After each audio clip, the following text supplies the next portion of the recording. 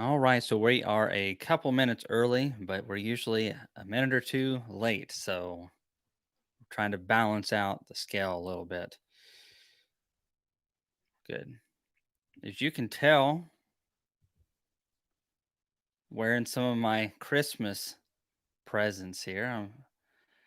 I tell you, everyone thinks because I'm a beekeeper, apparently everything for Christmas needs to be beekeeping as well. Hey, Bama's bees. Hope you're not an Auburn fan. Roll Tide. It doesn't really matter. I've got several friends that are Auburn fans. Nobody's perfect. Uh, Anyways, so yeah, and what do you guys think of my shirt right here? So one of my brothers got this for me, and I got another couple beekeeping shirts. I don't know if I look more like a bee or like a convict that, you know, I don't know. It looks, I don't know, like partially like Charlie Brown a little bit, just had near the zigzag pattern. Anyways, I hope you all had a very Merry Christmas. We typically don't do a whole lot of getting out and about around this time of the year anyways. We're beekeepers and, family lives pretty close together for the most part, so things felt fairly normal for us and we had a good time. Yeah, it does look like a Pittsburgh Steelers shirt and that really not much of a well, I'm not these kind of Steelers fan. I do like Bradshaw. He's funny. Anyway, so how long does that pollen patty recipe last? Todd asks. And I've never had it go bad on me as long as I'm using the syrup. Like you can use Pro Sweet, you can use the stuff that I'm using, high fructose corn syrup. I'm sure I've never used it before, but using that kind of stuff, put like a little bit, if you're not going to use it for a while, put a little bit of saran wrap and then a sealed lid on it. Maybe the saran wrap's a little redundant, but I've never had it go bad. I think the longest I've ever stored it for is 4 months at the most, and it's fine.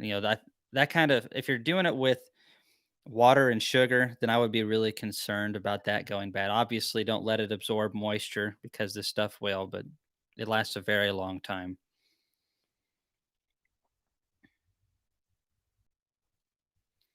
Yeah, Merry Christmas, Merry Christmas. I tell you, we got pretty chilly on Christmas Day. We got a little bit of a dusting and of snow, and it was nice. It was really nice. A lot of honey caramels and all that kind of stuff. Caramels, depending on how you say it. Odd Laws live on YouTube. So, 2021, a lot of things coming up. All of us have plans and whatnot. And one thing that I can always look back on every year is the things that I thought I was going to do or the things that I hoped would work and they didn't, or I didn't get it done.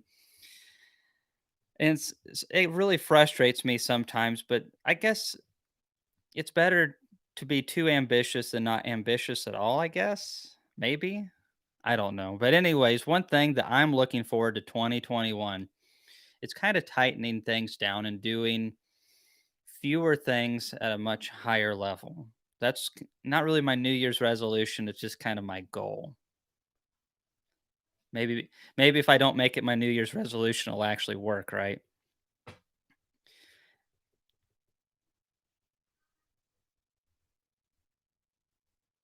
Let's see. Thought I saw a question somewhere. But anyways, so this experimental yard, I was totaling it up and I don't have it all down. And I'm hoping to get a couple more sponsors as far as it looks pretty optimistic that Dadent might be sending us some AP23 pollen patties for the experimental yard, which would be very helpful. And obviously, Apame has donated a substantial amount, and a lot of you all have as well. But I'm talking about sponsors as like companies that would like to go in. But right now, we're looking at like almost $17,000. I just was doing the math. I'm like, holy smokes, bees are expensive. You know, I try not to think about it too much because whenever you start doing all the math and all that kind of stuff, it's kind of like deer hunters. My dad's a big time deer hunter, and I enjoy it, but not like he does. He's really into deer hunting, and I calculate up all the expenses, and I'm like, deer meat's like $450 a pound or something like that. It's pretty expensive. Hey Jeff, looking forward to seeing you there. There's been several questions about the conference as well, and Tennessee has made a few announcements and whatnot. But everything I've been in contact with the mayor's office and everything like that, and we are doing things correctly, and everything's still a go and a green light and all that kind of stuff. That's all right, Thomas. If I'm not poking jokes, then that means I'm upset typically. That's the way that it works with me. Or if I'm quiet. If I'm quiet, I'm sick or I'm mad. Laurel, she knows all about that. She's like, "Why are you quiet?" I'm not quiet. You can't get anything over your mama or your wife. They know all. Would you recommend opening a hive to feed dry sugar at 62 degrees? Hey, if they need it, get in there at 40 degrees. Get in there at 30 degrees. It'd be better to do it at 62 degrees for sure, Curtis. But yeah, you should be totally fine at 62 degrees throwing in some mountain camp sugar or a sugar brick. Sugar bricks, I kind of like them a little bit better because you can already have them pre-made and you basically open it up, drop it, and walk away, as opposed to having to put paper and spritz it down a little bit and pour sugar.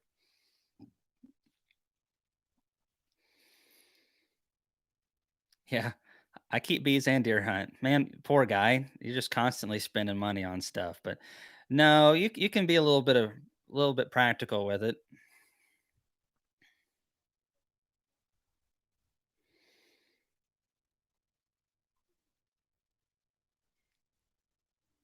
A remedy project. What do you do with a green dragon? Are you referring to the wood burner that I was using in the video the other day? Tony's asking, "Hi, Cayman. How are the plastic hives working for you now?" I actually have a video that I need to upload. I have several that I need to upload, and one's on the Apame hive, the little 6 or 7 framer, I think 7 framer, and they're looking really good in there. I'd say if you condensed it down, we're probably talking about 4 and a half frames of bees, but they look like a good 4 and a half frames of bees, and I think we'll see some good things out of those. I haven't checked the big Apame hive in a while, but as far as the construction and everything, they're really tough, a lot tougher than I thought that they would be. And speaking of which, I've got 25 more on the way for this experimental yard. So things are rolling. And thanks everybody who's been going through our Amazon link or going through our Apame link if you're buying stuff at Apame or anything. And people like Kenneth Dutton, who's come on several times and been a huge supporter of our experimental yard and our channel. We appreciate you, Kenneth. You need to send me a message if you got some questions or something. We'll fix you up, or drop one right now. But thank you very much. Thank you. So with this experimental yard, I've been trying to narrow it down a little bit more. Like I said, one of my plans this year is with my business and my life and the experimental yard and several things and what we produce on our YouTube channel to be more to provide quality over quantity. We want to have quantity too, but not at the sake of quality. So I'm going to try to work on that. Laurel got me a new phone. I didn't really want it, but she said I needed it. And it's pretty nice, actually. But the camera works on it and I can text again. The other one was really old. So I was listening to a talk, and that's why I brought up the phone because I have it on my phone. They were testing out different treatments for bees, and they were checking and seeing which ones were the most toxic. And but don't take that the wrong way because just because it's toxic at a certain level doesn't necessarily mean that it's evil. Because if you take water, like a gallon of water, or even not that much, and just throw some Dawn dish liquid in there and spray bees, you're going to kill a lot of bees. It's very hard on the bees. Um, Oxalic acid vapor is very gentle on the bees. If you put enough of anything in there, it's bad for you. So now some of these are at different levels, but they were testing the different treatments, fluvalinate, like Apistan, and then check mite, which I don't even know why they're on the market because I don't the mites have shown significant resistance to those products. And the older treatments, fluvalinate, ape, I always get this confused because I don't use them. Apistan and mite, um, check mite or whatever. Those two were the most toxic to bees. Formic acid was the next toxic to bees after that, which was kind of a surprise to a degree to me.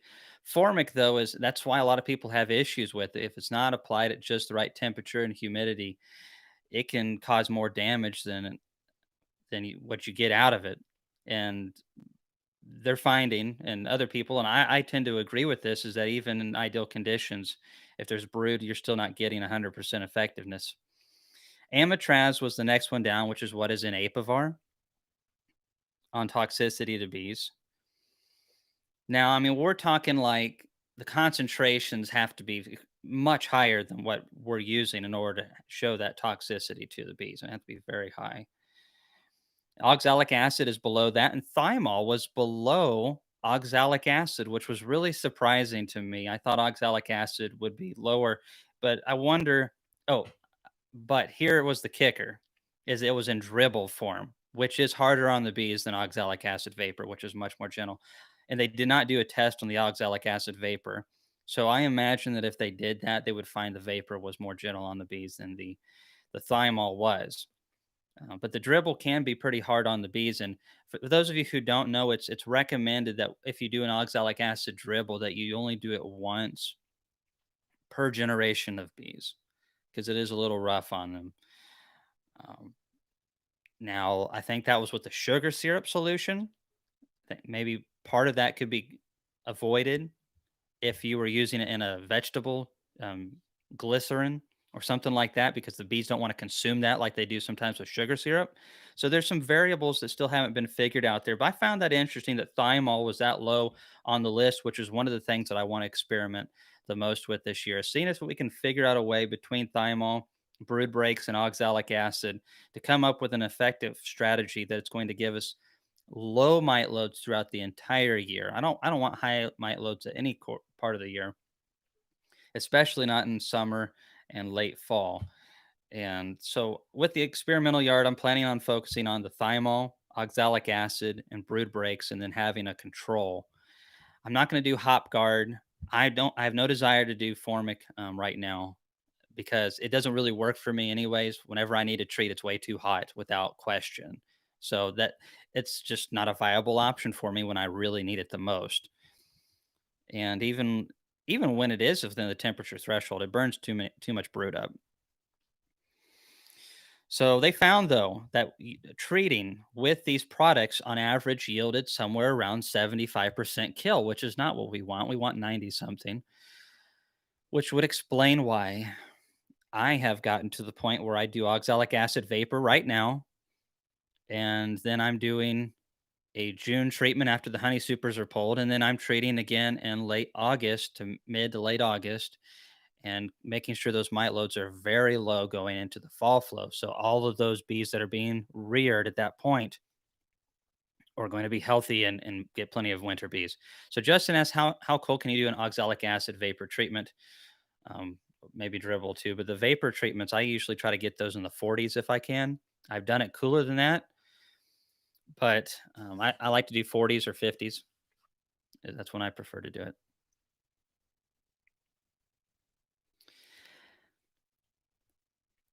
Yeah, well, it's interesting because, like I've said before, we're getting back to my phone because a couple guys were talking about it, and look, it's really cool. It's red, my favorite color. Um, what are you giggling about over there? Okay, whatever. So I don't act my age. Maybe more like my shoe size, which is a size 8. So 8.5. So I'm acting 8.5. Anyway, so with the phone stuff, I'm just not very technologically gifted, and I have no desire to be either. So it's a challenge, though. Like with this conference coming up, we're trying to figure out the technological side of things, and Laurel helps me out a lot. But my brothers are helping me a little bit. They're all tech smart people. Do you ever do an oxalic acid dribble treatment? And if so, at what point in the season? I have, and I've done them at two different times of the year. You can do them in winter, but only do it once because it can be a little hard on the winter bees. But when I've used it the most is when I make my splits and I basically create a brood break, and then you do the oxalic acid dribble, and I mean it hammers them. If I was a betting man, I would say that it drops them in the 90 to 95% range doing an oxalic acid dribble on a broodless colony, maybe higher. It's if I had to compare the two, I personally just watching the drops, I would think that the dribble would be more effective than the vapor. However, it is a little harder on the bees and it's more of a pain to apply. So that's why I don't use that much anymore. Is no, Jono's Easy Vap isn't going away. He just is taking a break. Not that I'm blaming his age on it, but he's in his 80s. But also, he just keeps so busy. I mean, he's just constantly making those things all year round. I don't think he ever gets a break. Yeah, Oski, the oxalic acid vapor you can do multiple times. It's the dribble treatment that is rough on the bees. The oxalic acid vapor, I'm sure you can overdo it, but I have never found any problems adding extra or treating a little bit more regularly than is recommended. Hey, Merry Christmas, Christian, and Merry Christmas, everybody, by the way, if I haven't said so. We had a great Christmas here, out here in the country part of Tennessee, pretty much doing the same thing that we always do because we don't get out and about a whole lot, anyways. We just hang around family and shot some firearms off, exchanged some beekeeping gifts. At least I'm the one that got the bee stuff. How much OA do you use for two deeps? It's supposed to be a gram a deep box. Some of us forget to measure though and get a little heavy handed. I usually do three, and some people get onto me for that. However, the science is more and more leaning towards adding more to it. Problem is hives are leaky. If you've got a really nice sealed hive, then fantastic. But my hives are not, especially the older equipment. So I need to make sure that I get good coverage, and it's fine. When we're doing it in the winter time, which is the only time I hardly use oxalic acid vapor anymore, we're not going to be putting on honey supers for many months. I'm not worried about it. I've never seen any negative effects towards my bees. Some people disagree with that. All I can speculate is on what I have experienced. Yeah, Merry Christmas. Merry Christmas. There's a new industry for you, Cayman, making oxalic acid vaporizers. That's more of a Laurel thing than a Cayman thing. I'm good at talking and fooling with bees a little bit. Laurel's the engineer and the electrical person and the creator of stuff. But no, seriously, somebody there's demand for it.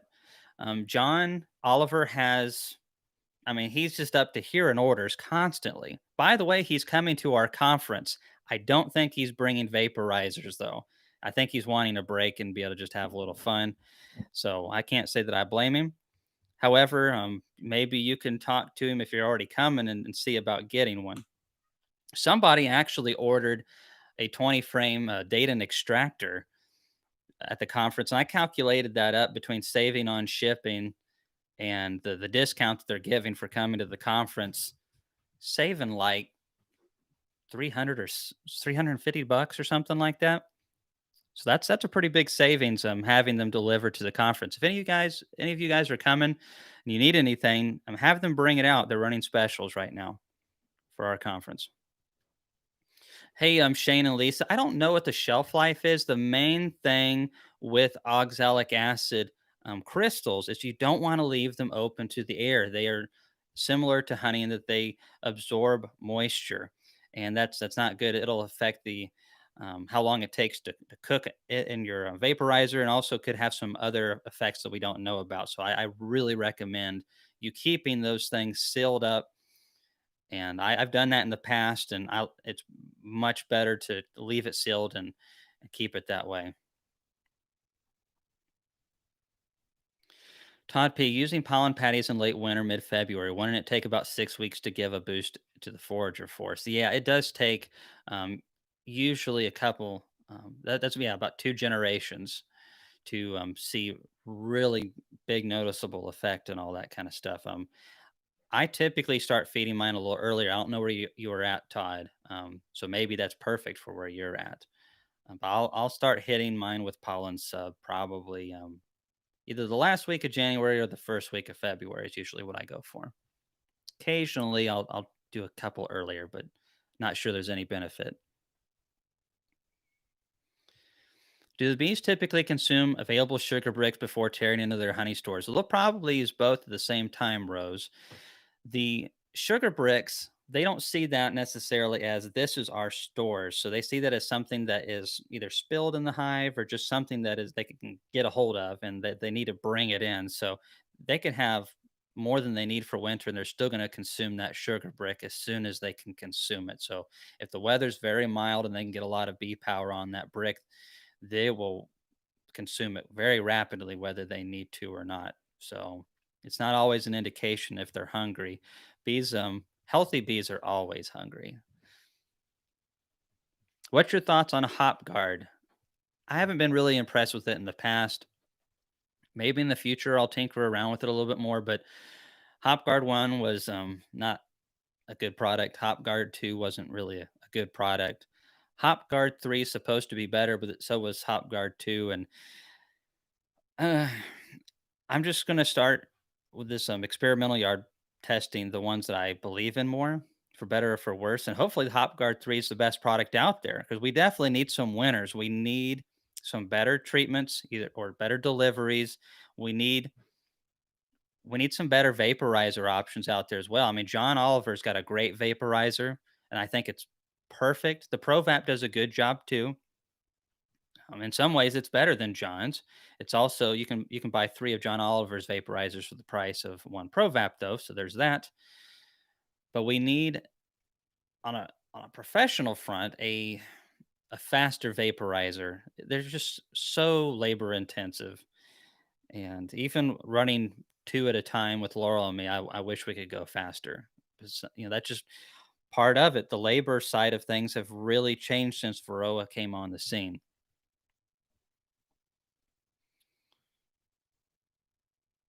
Yes, formic will get through capped brood.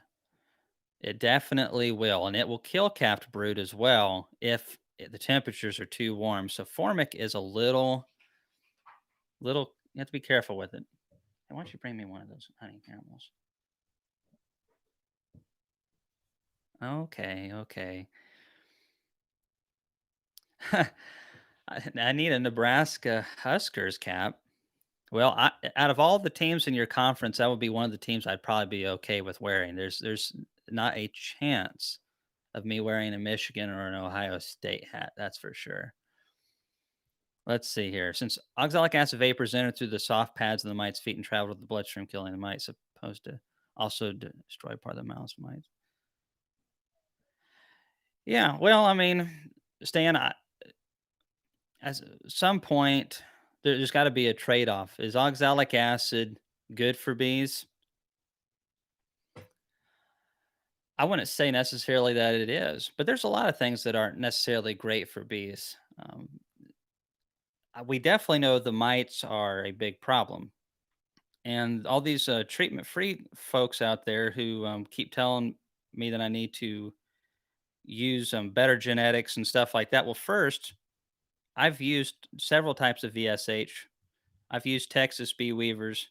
I've used several different types of genetics and from treatment free gurus, and none of them worked. So it's all fine and dandy for the treatment free crowd to have their opinions on how their bees do without treatments, but it doesn't mean anything to me if I can't actually have it work for me.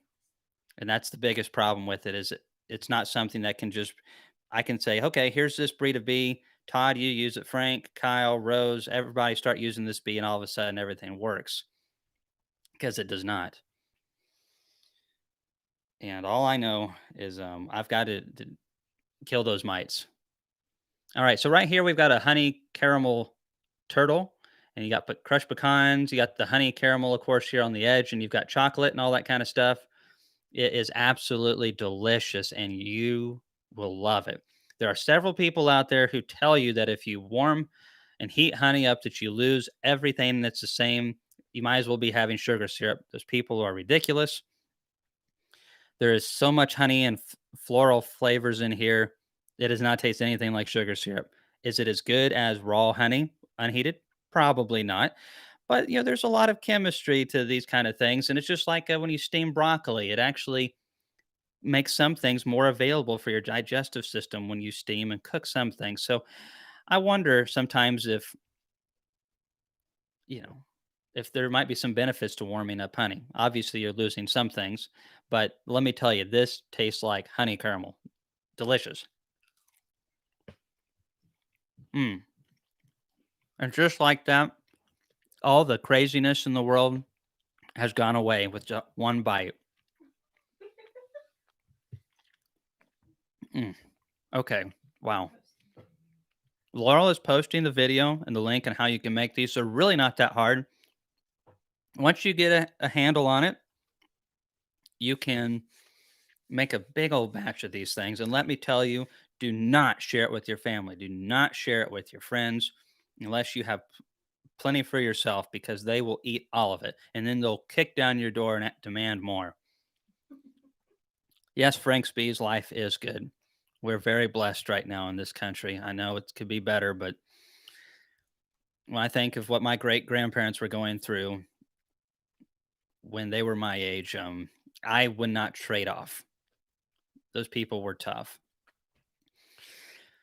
Yep. Have you seen the vids on using an oxalic acid alcohol mix on the insect fogger? Yes, I have, Jeremy. The insect fogger is something that the Fat Bee Man made really popular, and Barnyard Bees has also done a video on those as well. And pretty much outside of YouTube science, woo, that they haven't been proven to be very effective. And you got to watch out those YouTube guys. And again, with my experimental yard, it's not to give everyone conclusive data. It's a slippery slope. It really is. Claiming that what I'm doing is going to work for everybody. I think the fundamentals translate really well, but when you start getting into the sciencey stuff, and I like to use the word sciencey because I don't know. I like PhDs and all that stuff, but sometimes they rub me the wrong way, and I know several of them have contacted me because I've rubbed them the wrong way. So it goes both ways. But we need beekeepers who can actually get results. That's why this conference that we're putting on this year, and we already have next year scheduled. It is geared towards professionals, people that are so good at keeping bees healthy and thriving that they can live off of them. If you can do that with bees, you know a thing or two about bees.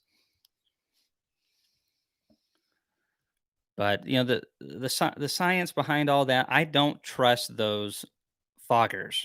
I don't. Oxalic acid vapor in the correct units is not efficient, in my opinion, as it is. It's not very efficient with all that brood. So we need something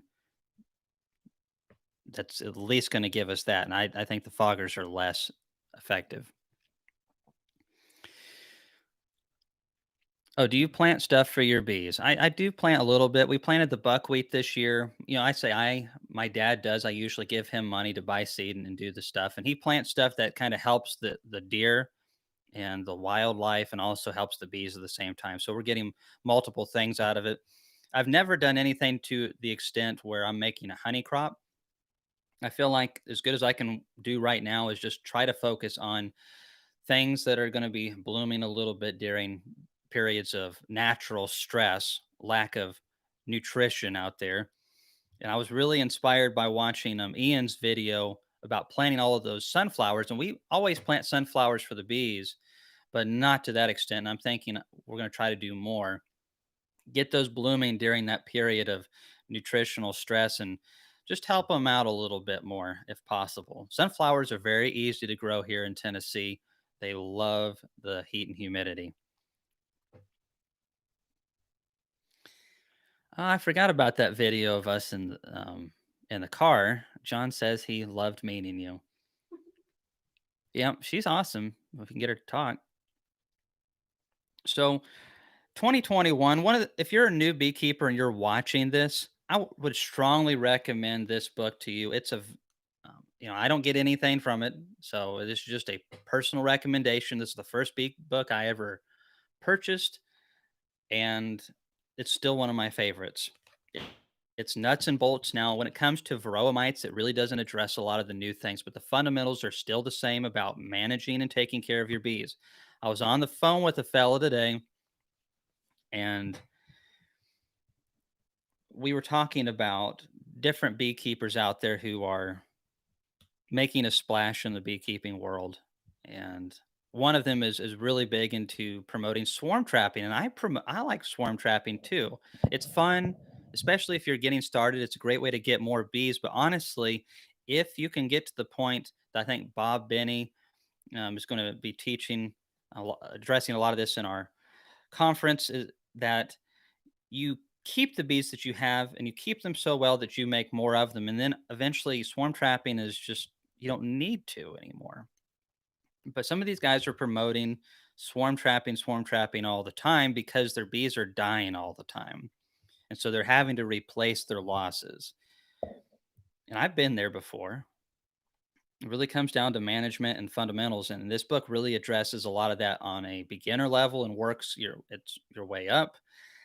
The information's really good, and I think Kelly still sells these for under $10. Now, maybe the price has gone up. I haven't looked in like a year, but that's pretty inexpensive for a book these days. And I like older books myself. It's still easy to read. But yeah, if you're starting out brand new, I recommend that book. Some of these newer beekeeping books, I just don't find them as useful as the old ones. I think it's a lot of it is because they're being taught by people who don't have as much experience. But it's hard to get the professional guys to talk and write books.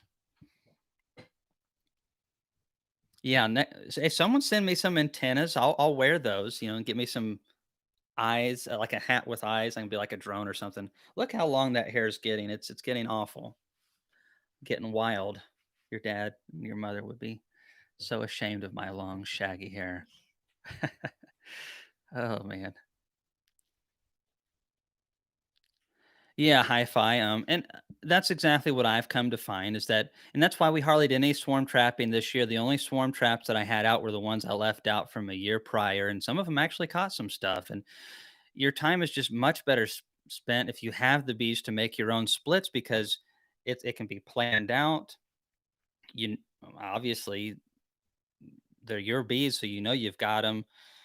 I prefer it so much more, and you know kind of what you're getting as opposed to a swarm. You might get a swarm that's awesome. You might get one that's not even worth the time to fool with. By the way, that swarm that I caught this fall ended up killing their queen and trying to requeen, and you cannot do that in September. And so, that colony killed itself basically. And another example of how the bees don't always do things right, but obviously they're weeded out of the genetic pool. Yeah, How to Keep Bees and Sell Honey by Walter T. Kelly. It's an older book, very good though. It's not hard to read, and if you like reading and old bee literature, this is a really nuts and bolts on how to get started. I mean, from installing packages, talking about nukes, to going into how the bees communicate to each other via the dance. It's got some really interesting diagrams on the bees' anatomy, and it's really nice. I really like it. I didn't appreciate it when I first purchased the book, but I really do now. What's with the bumblebee collars? This was a Christmas present. All these beekeeping things I get for Christmas.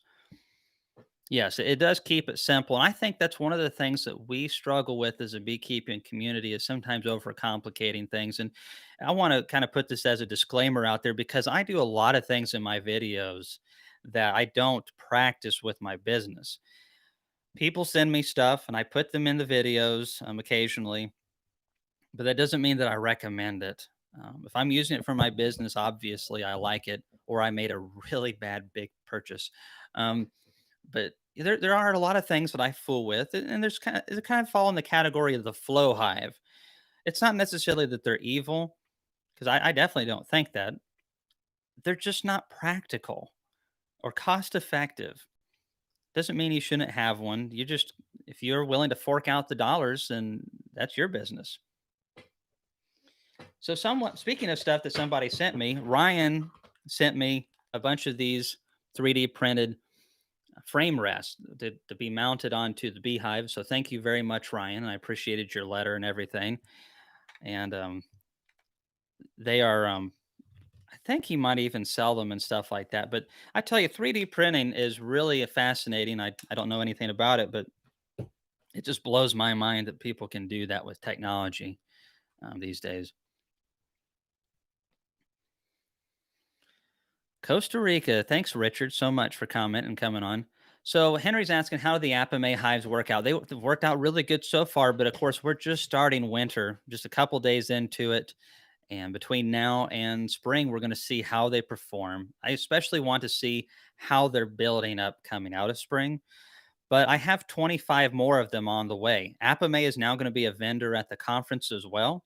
So I've got Dayton, Kelly's, um, golly, I forgot the other one. It's out of Indiana, and they make all kinds of bee equipment and whatnot. And then we have a guy bringing a new hive lifter, and we've got Apame now that's going to have some stuff there. And my lift is just about here, so I'll have that assembled in there. And bottling tank, there should be a 20 frame extractor there from Dayton. A lot of cool extraction stuff. That's what I'm looking forward to. I love that kind of thing. These are really cool frame rests, and utilizing the bees hexagon shape on the inside gives it strength, but doesn't make it too expensive to make, probably in comparison. Let's see here. But the Apame hives have worked good so far. They're very tough. A lot of people thought that they were going to fall apart pretty quickly. The frames, I'm not a huge fan of the plastic frames, but I don't like acorns or anybody's plastic frames for that matter. So that's just, I don't like plastic frames. They're too slippery, they slide around too easily. Ooh. We've been we've been pretty busy around here. Haven't been making a lot of videos. Do you feed syrup when you put in pollen sub in February, and what ratio? John, I typically don't because I feed them up so good in September and early October. So they should have enough. They should be fine in February. Late February, early March, if I feel like they need it, I'll get some food in there. But if I was going to feed that time of the year, then I would try to get something that was thicker, more like a 2 to 1. What do you think about 5G affecting bees navigation, ultimately affecting the bee population? Well, I don't really think that it's going to, Chris, and I could be wrong, but when I first got into beekeeping back in 2000, and well, there it went just like a fart in the wind. It was one of those years, 17 years ago, whatever that is. Somebody do the math. Anyways, they were talking all about cell phone towers back in those days and several things from why the bees are collapsing. Yeah, the colony collapse disorder, and everybody was talking about it. And still, after millions and millions of dollars, and me sitting through hours of lectures from PhDs who are theorizing what it can be, we still don't know. And if you ask me, and you ask several beekeepers who are much better beekeepers than I am, they're going to tell you that new virus strains, Varroa populations, those kind of things were the main culprit. And you kind of have to point the finger at that because there's only so many things that we can control. And Varroa is one of those things that we can see. We're learning more about it and we can control it. The viruses, there's some things out there they say that can help with viruses, but we're still not 100% sure if they're how they're effective they are. The mushroom thing is supposed to be effective, but it's not readily available. There's a lot of things that were supposed to be effective 15 years ago. I doubt the towers are affecting bees, is basically what I'm getting around to. I don't think it's going to affect them at all. I think it's um I think it's just one of those stories that gets created because it gets clicked on and stuff like that.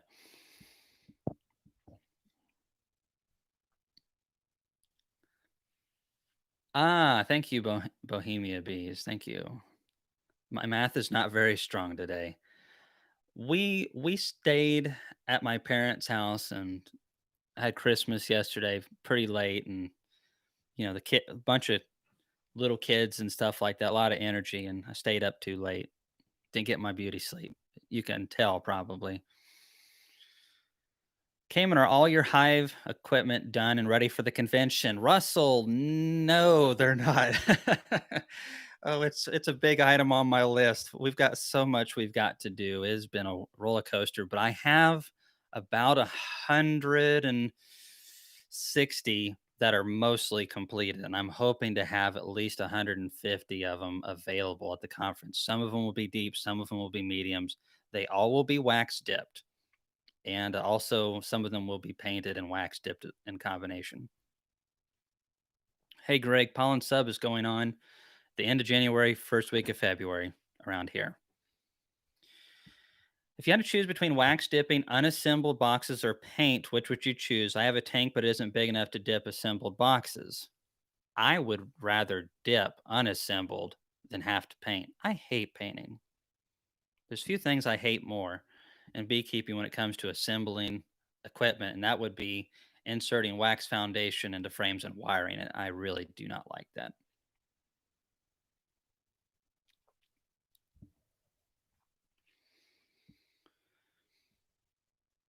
Yeah, well, the next year's conference is going to be in February by the looks of things. We're just ironing out one or two small details, but it is going to be even more awesome as long as things get better as they should. Then we are going to have more of a trade show available. We're going to have a lot of cool stuff this year, but I already have several vendors who can't come this year that are have already committed to coming next year and going to be bringing a lot of stuff. So it's not only going to be a conference, it's going to be a trade show, and you're going to be able to see a lot of the stuff that you've never been able to get hands on with before. And that's what I really like is being. I'm looking forward to seeing some of the stuff I've never seen in person. Let's see here. But yeah, I definitely would rather wax dip unassembled. And some commercial guys do that. I know one fella that dips like 30 something hives worth of unassembled. He has a giant tank and dips them in that and seems to be the way to go. So he's in Florida, so they get plenty of rain in his part of Florida, let me tell you. Hey, John Hatch, got plenty of snow up there in Vermont. How effective does oxalic acid dribble reach the entire colony by them cleaning the few bees that get on them? Well, you need to make sure that you use the right dosage because it is a little sensitive. So you don't want to over apply it. And then you want to go to those, what they call seams of bees, which is in between your frames. You want to make sure that you get that right dosage down in there using either vegetable glycerin, which I think is preferred, or using sugar syrup with the oxalic acid. And if they're broodless, I recommend doing a lighter treatment myself. Don't use a really hot one. Don't use a super weak one, but don't get a really hot oxalic acid treatment and don't over apply it.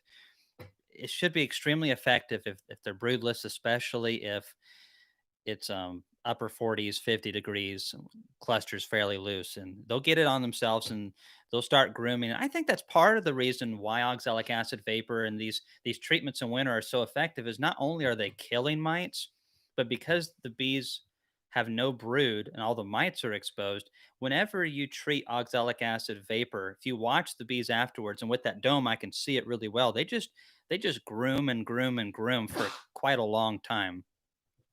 And I think that even if they don't get a good dose of oxalic acid vapor, they're getting groomed off of the bee. So that mechanism is really nice, which gives me hope for people who are breeding more and more for hygienic behaviors. I'm really not a huge fan of the hygienic behavior of pulling brood out of the cappings. If because some of them they did that to the point where it was excessive and you couldn't even see it. There was no varroa mite in there. And they were yanking them out and it really inhibited production. But if you can get hygienic behavior that's a more aggressive grooming of one another and maybe a little bit more feral towards the mites when they're crawling on each other and picking them off and stuff like that. Again, grooming behavior, maybe a couple things like that, mechanisms that could help out a lot. Hey, Frank's Bees, and this conference is going to be in Lebanon, Tennessee. Laurel's going to be posting a link. And there's been a few people that have canceled last minute due to not being able to get off of work. So there's a couple spots available. And, the tables and all that stuff right now, everything's got to be socially distanced. So But we got a conference that's more than double the people that are going to be attending. So everything's going to be pretty spaced out. Well, the vendors will be spaced out, and there's going to be plenty of opportunity for everybody to be able to talk and be able to meet the vendors and stuff.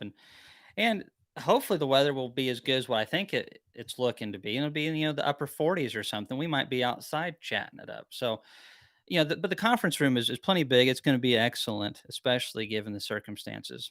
And of course, we're totally going by the restrictions in Tennessee. And let's see. Yeah, if anybody needs to get a hold of anybody about the conference, you can go to hivelifeconference@gmail.com. Now, that is only to be used for conference questions and registering and information like that. Please no beekeeping questions there because they won't get answered, number one. And two, we've dealt with like 600 emails in the last month, and it's been enough of a bear as it is. It's been worth it, but Laurel's been busy.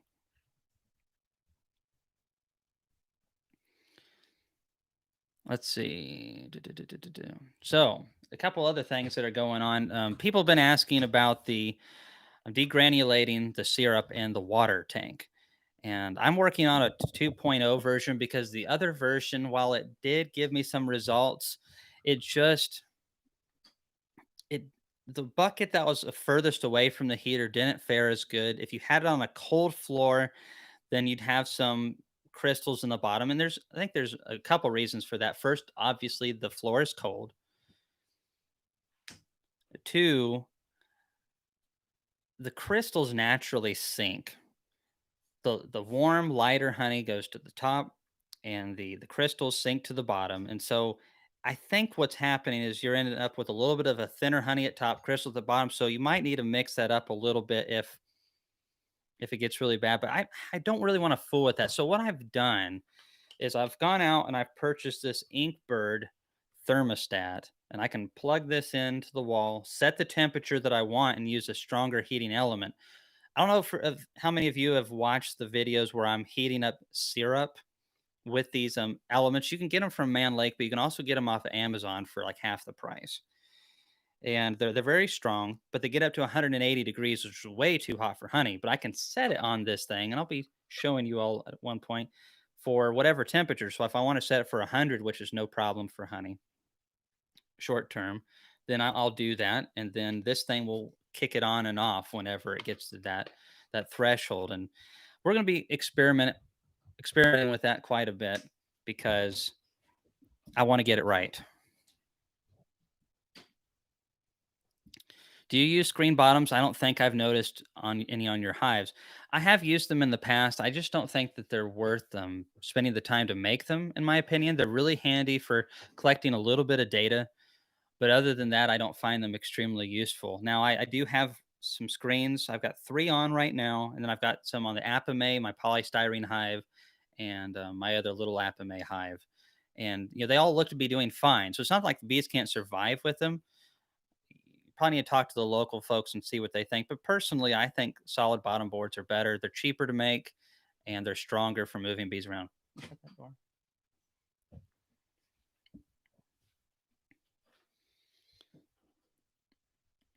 Yeah, this thermostat right here, this Inkbird thermostat comes off of Amazon. That's where I get most of my stuff because I'm definitely not going out. I mean, I live in a pretty rural area, and so if I can get off of Amazon, I typically get off of there and just get it shipped to me. Um, but yeah, it's just an Inkbird. Let's see if there's a product number here. Mm, yeah, SN.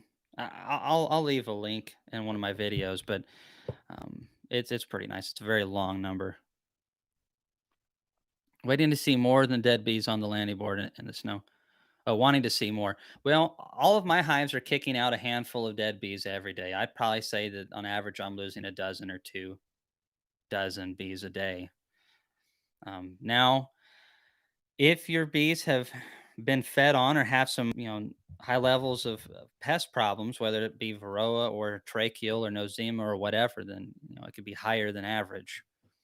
And Obviously, we don't have a tremendous winter here in Tennessee. We'll go from wearing t-shirts in December to dropping down to 18 degrees Fahrenheit. Which for some of you is like, oh, 18 degrees, that'd be nice to have a break. But we don't have a very long winter here. I mean, goodness, it's almost January. January, February. I don't even consider March winter here. Bees are. I've had swarms in the cells in the first week of March here on a mild year.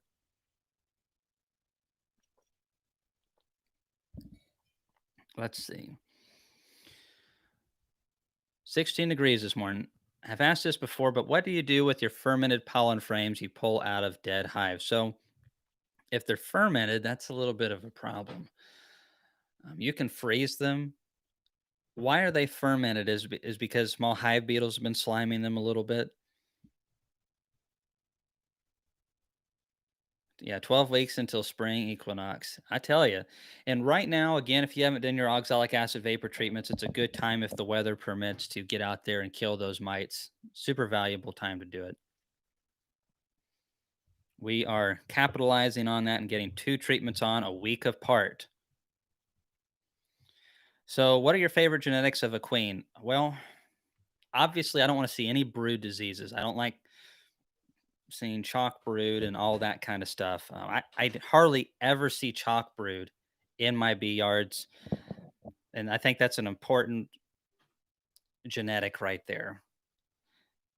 European foul brood, I do see a little bit periodically, but that's usually during periods of stress. So I don't want to see major brood diseases. And it's one thing for them to show it for a little bit and then bounce back out. That's just kind of natural. I definitely want to see good patterns because that means she's really viable. I want to see gentle bees. I don't like being stung any more than the next guy. Hmm. It would be nice if they weren't mite prone colonies. Some colonies are better about keeping the mites lower. Now, I think this is due to multiple things. One of the things I think my carnies are doing better than the Italians that I used to have is they're not brooding as much. If you're wanting to produce a lot of bees, that's the problem. But if you're wanting to have bees that are very sensitive and more frugal, then hardcore carnies are the way to go. You have to be careful though, because there's a lot of stuff being sold right now by the major suppliers out there that it says a carny on it, but if it's just like a package producer and it's just a Russian hybrid or a carny or whatever, I've seen some carnies that are awful Italian to me. Just because the queen is black does not mean she has the characteristics of a carny queen. And in my opinion, a carny hive is going to shrink back tremendously and they're going to have a tighter cluster.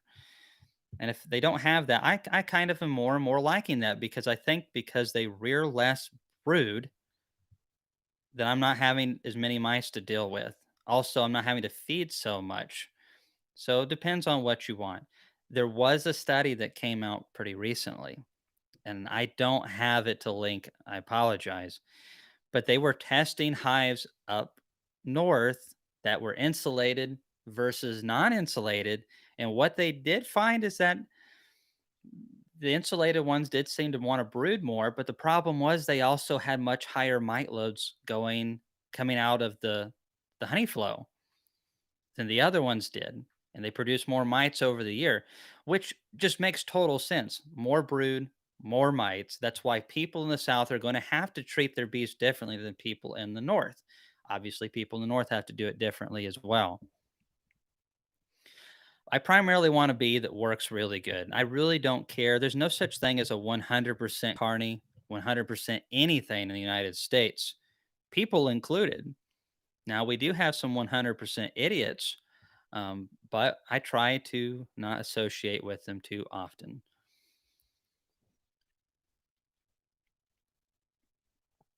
Are there any queen suppliers that can certify breeds, though I assume they are all mutts? Yeah, well, bees are really hard to keep pure. And because they are really dead set on having that genetic diversity, anytime that someone has maintained really strict genetics, pretty much without exception, it eventually bottlenecks and you have a problem, and could be a really big problem. So I'm not sure that's a desirable thing to have necessarily. As far as carnies go, there are people who are doing things a little bit more strict than others. I would say the USDA Russian program, even though I'm not really big into Russians, is very, they kind of have their agenda, and this has got to meet certain criterion, and that's pretty cool. I'd like to tinker around with Russians with this experimental yard in a year, maybe 2 years, and then you got the New World Carnolian program. You have some other breeds, but ultimately, I don't care what you call them as long as they perform. I just want those characteristics of they're going to build up good in the spring, no brood diseases, gentle behavior. I don't care if she's black or yellow or any of those colors because that really doesn't do anything to help me. And I really love them all, just as long as they lay good. I don't like bad queens, though. I don't like mean bees. Never have, and I never will. How many hives with drones will it take to properly make queens? So if let's say you're trying to make 100 queens all at the same time, and that's where I think a lot of the commercial operations struggle is, these folks are rearing thousands and thousands of queens, and you need to have at least probably 30 drones for that. So I mean, just think of the drones that you need at the right time period. It's not like the queens are doing this mating over months. They're doing it over a few days. So you've got to have mature drones and you have to have a lot of them and in the right locations. If you're doing a lot. Now, if you're just doing a handful in your backyard, especially if you're doing it in spring, you probably don't even need to worry about it. But for us, when we're raising a bunch at a time, we want to have bee yards that were within a couple miles and some in between that have a frame of drone comb. It can just be foundationless when they drew a lot of drones, keep some older combs, get extra drones in there. And obviously make sure the mite levels are low in those colonies because they do really affect the drone population because that's what they go after first. Yeah, Richard Brown, start your one breed, call them Tennessee's bees. You could call them volunteers, but I don't really know if we want our bees to be named after that right now. I'm talking football program, but no, seriously, I just want to provide a good queen. But yeah, Tennessee's bees, and honestly, folks, we're probably going to be changing the Kamon Reynolds Tennessee's bees name on YouTube to Kamon Reynolds Hive Life because there's another guy who started a business in Tennessee. He calls his LLC Tennessee's Honeys Bees LLC. It's very close to ours, and people get it mixed up all the time, and they're thinking that I'm selling people bees, but it's actually him. And then a couple people have had some bad service, and so they're coming to me with issues, and it's just been a royal pain in the hind end. So we're probably going to just do that. We were doing it that had the name first, but whatever. How old is too old for your frames? Do you like to rotate new ones in? Always rotate new ones in. You don't have to do it like every year, but part of a sustainable beekeeping operation is drawing combs. And that's one of the topics Bob's going to be talking about. One of the things I want him to talk about the most is how to maximize drawing comb over the course of the season. I know several times I've struggled with not having enough combs for my growing bee yards. And as a new beekeeper, you definitely don't have extra. Bob has a lot of excellent information on that, but you always need to be drawing some if at all possible. I think for multiple reasons. First, because over time we do want to cycle them out. And I'm really not one of those guys that gets like some of those guys on YouTube are like, oh man, this comb's 2 or 3 years old. It's still yellow, but it's got to go. And no, 10 years. Unless you're taking bees into a place that's getting sprayed with fungicides and pesticides and stuff, I've never seen any issue with my combs older than 10 years. So I think 10 years is good. Once you get to that point, let's say you're at 5 hives though. That's all you want. You got all the combs that you need. Well, if you're making new combs every year, which I think you should, then you're not going to need to keep them for 10 years. You're going to be cycling them out constantly. So you can melt those down. Another good reason to draw combs is because I think it helps with the swarm control a little bit. What's going on when the bees are wanting to swarm? They're strong. There's plenty of resources. There's a lot of bees in a tight space, and typically those colonies are really good at drawing comb in the right conditions. The problem is the right conditions for drawing comb is only a step or two away from swarming onto yonder tree. If we can manage to keep them from swarming, we can get some nice combs drawn and a good honey crop. And I really feel that one of the things that's going on during that period is also the bees have all this incoming nectar and they're naturally n- wanting to produce wax. And if you have the sticky board or look at the bottom board, a lot of times you'll see those little clear wax flakes, and a lot of them are just being tossed if they don't have anything to draw on. They'll make some burr comb between the frames, and the rest of it, the wax flakes just get kicked out of the hive. So I think drawing even just a couple combs during that period is not only good for getting new clean wax, but also can help reduce once they commit to drawing those combs, it retards the swarm swarming a little bit. But you still need to have drawn combs for them to move that honey into immediately so they're not backfilling the brood nest with nectar.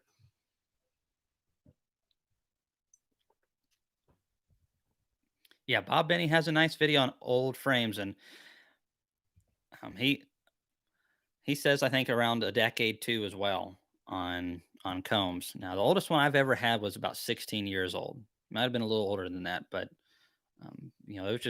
it was getting old. Tossed it out. But I have a lot of old combs, and we're just now getting to the point where we're starting to cycle some things out because we were just constantly growing. We needed that comb. John asked if I got Laurel something nice for Christmas for all her hard work keeping you out of trouble. Well, first, there's no gift good enough for that type of work. And Laurel's over there like, yes, good answer, Kamon.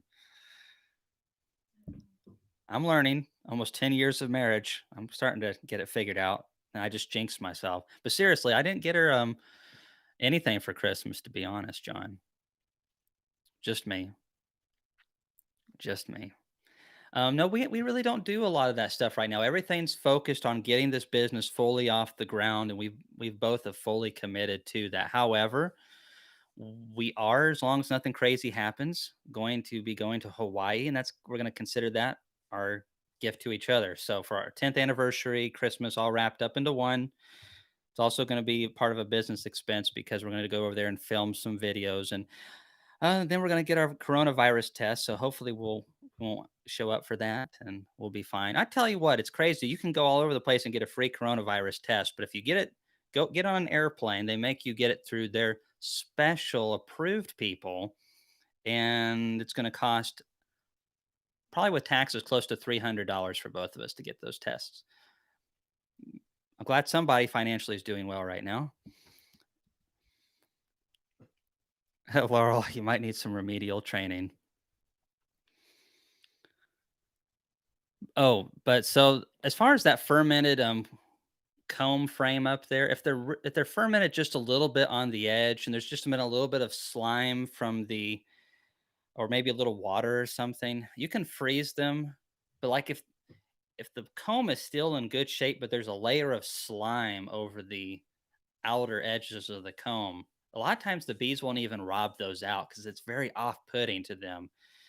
And that's one of the reasons why bees will abscond if enough of the small hive beetles take over several of their combs is it's very off-putting for whatever reason. You can rinse those down a little bit and dilute that and wipe that off. And a lot of times, if you do that, if there's the slime, then the bees will rob it after that and clean it out.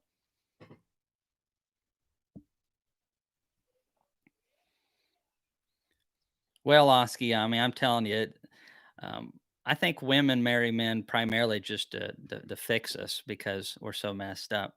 Um, Somebody said that not too long ago. It was a different wording, but basically, women have been managing and trying to civilize men for since the dawn of time.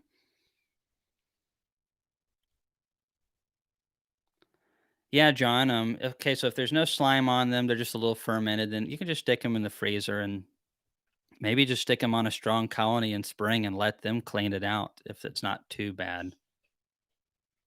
Laurel keeps getting on to me for shaking the table. I apologize, everybody. How do I find that scam? Uh,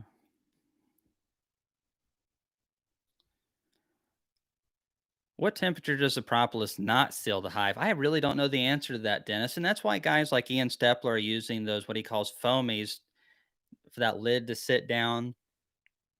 But I don't know if you necessarily need to seal the hive. Some people want an upper entrance, and I don't put an upper entrance in mine. And maybe that's why my bees are okay because I have, ours don't stay perfectly sealed through the winter. I'm not one of those people that believes if you break the seal, it'll kill your bees. But then again, I don't live in really far north areas. But I do know people in Canada who break the seals in February.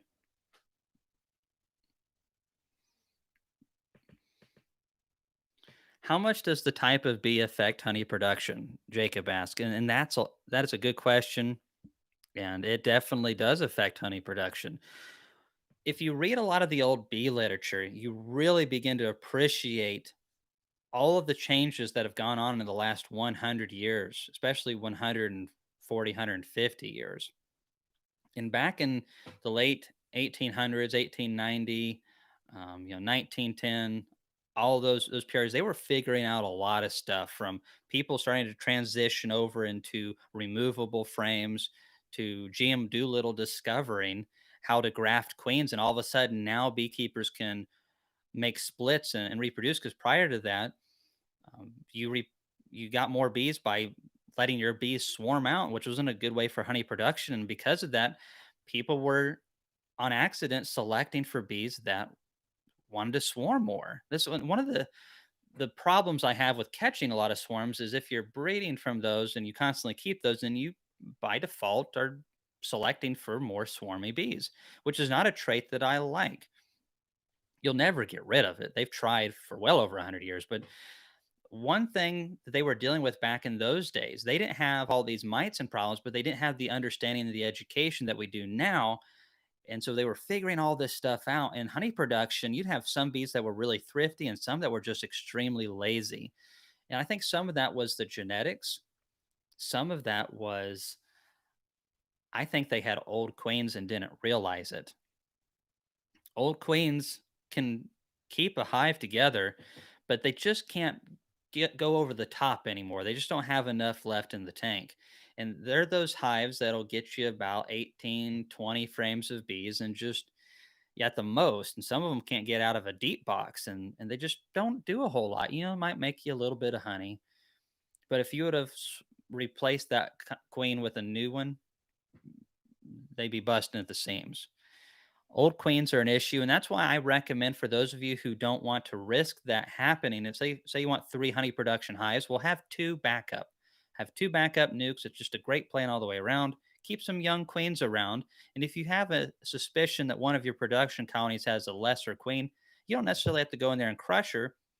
Swap her out with one of the new ones. Stick her in a nuke box and maybe see if she'll grow out of that nuke and build it back out, build it up and all that stuff. But I think queen issues happen to people a lot more than they realize. Varroa's number one issue around here, nutrition, and then queen issues for sure.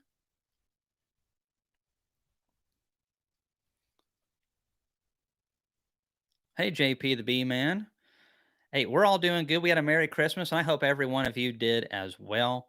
A lot of exciting things coming up in this coming year. We are truly busier than we've ever been. It was a little bit of a bummer to a degree because I'm typically a big Christmas person. I've got like 100 nutcrackers or so.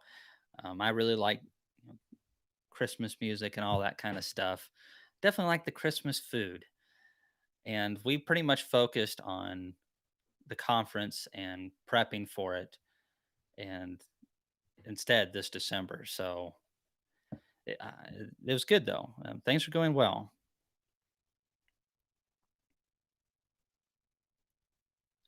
Yeah, Harrison, we're here the same way like you all are in Oregon. We get a ton of moisture, lots of rain. On Apamaze, it's important to keep an upper entrance open. The landing board area insulates so well that snow and ice takes a while to melt off. Interesting. Yeah, I want to know about those cold places with all that white stuff. I wish we get a little snow here.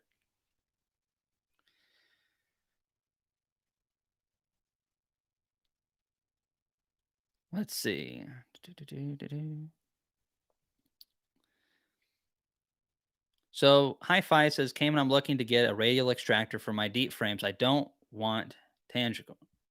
Oh, I can't say that right. Tangible. Any recommendation? So, what size are you looking for, Hi-Fi? Are we looking for something around 9 frames, smaller, 20 frames? Because some companies specialize a little bit more in that. Personally, I mean, just right out of the gate, I'm a huge fan of American-made extractors like Dadent and Maxent. You might pay a little bit more, but they're made really tough. And I also like the fact that they're American. But 9 frame is as small as radio go with deeps. Okay. Well, hmm. One thing also to look into, I don't know if you're extracting nothing but deeps hi-fi, but the Maxent ones, while they're really good extractors, I've heard from people, I've never used one myself, but they make them smaller to where, they'll fit, but you don't have any extra space in there. The Datans typically are pretty roomier, and my 20 frame can attest to that, and the other ones that I've used and seen. And why this is important is if you're using medium frames or shallow frames, you can actually double stack them. I'll try to do a video on that this year. And so if it's a 10 frame extractor, with mediums, then maybe you can get 16 or so in there. And that might be something to consider. The Datans typically are more roomy. And one of the things I like most about Dayton is their extraction stuff. The only issue I've ever had with my 20 frame Dayton is that I've blown two fuses in like 12 years. And one of the fuses blew because I let the honey get too high and it hit the reel. The fuses are like 90 cents at your local hardware store. Hey, Matthew, I have used Snell Grove boards and I like them. I've got several on right now and I'm making a handful more this winter. I think they're a really nice tool just to have a few around. Yeah, Mark says, sorry, John says, Dadent 20 will spend 36 mediums. Now, one of the things, John, maybe you can answer this is Dadent has two different types of reels, and I don't have experience with both of them and mine's an older Dadent, but they have the segmented reel and they have the non-segmented reel. So, what is you all's opinions that have experience doing a lot of double stacking? Because I have not done a whole lot of that because I pretty much just run deeps. So you can't really double stack the deeps. And again, like this guy that's coming to our conference, he's saving several $100 having Dadent bring it out because they're giving him a 5% discount on the price. They're bringing it out so he gets free shipping and all that. Dayton's actually running the sale right now. Also, it's 10% off till the 27th. So till tomorrow, I think. If you do need anything from Dayton, then now's, I guess, the time to do it. Segmented. Okay, segmented. Jason's asking, what's the update with the Beetle Buster boards? And they do good. They do get propolized sometimes, and you have to bust out the holes in those Buster boards to allow the beetles to go down through, and they definitely help reduce small hive beetle populations. And the wood construction is really nice. Um, I've kind of moved on to other things. It's not that I don't like them or anything. It's just we're going to be focusing more on bigger issues. Small hive beetles are an issue, but to me, they're not near what Varroa is. You know, I know down further down south, they're more of an issue, but I feel like there's other controls as well. And the Beetle Buster boards. The Beetle Buster board falls more into the Flow Hive section, which it's really cool. And does it work? It does, but it's pretty pricey. Obviously, I cannot spend 100 something dollars on 300 hives. It's just not if I want to stay in business. But hey, they definitely help reduce beetle populations.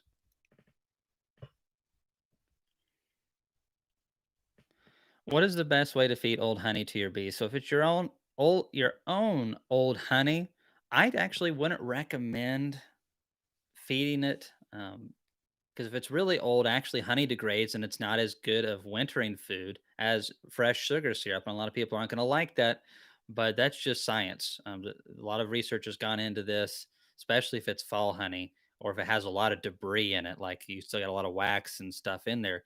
So it's indigestible solids. If you're in a cold area, now again, if you're in the south, you probably won't notice a thing.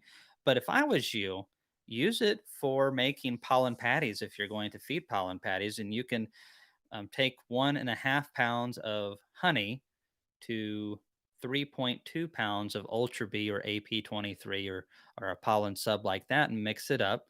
And now you got yourself a pollen patty that's more attractive to the bees because it's got all that honey in there instead.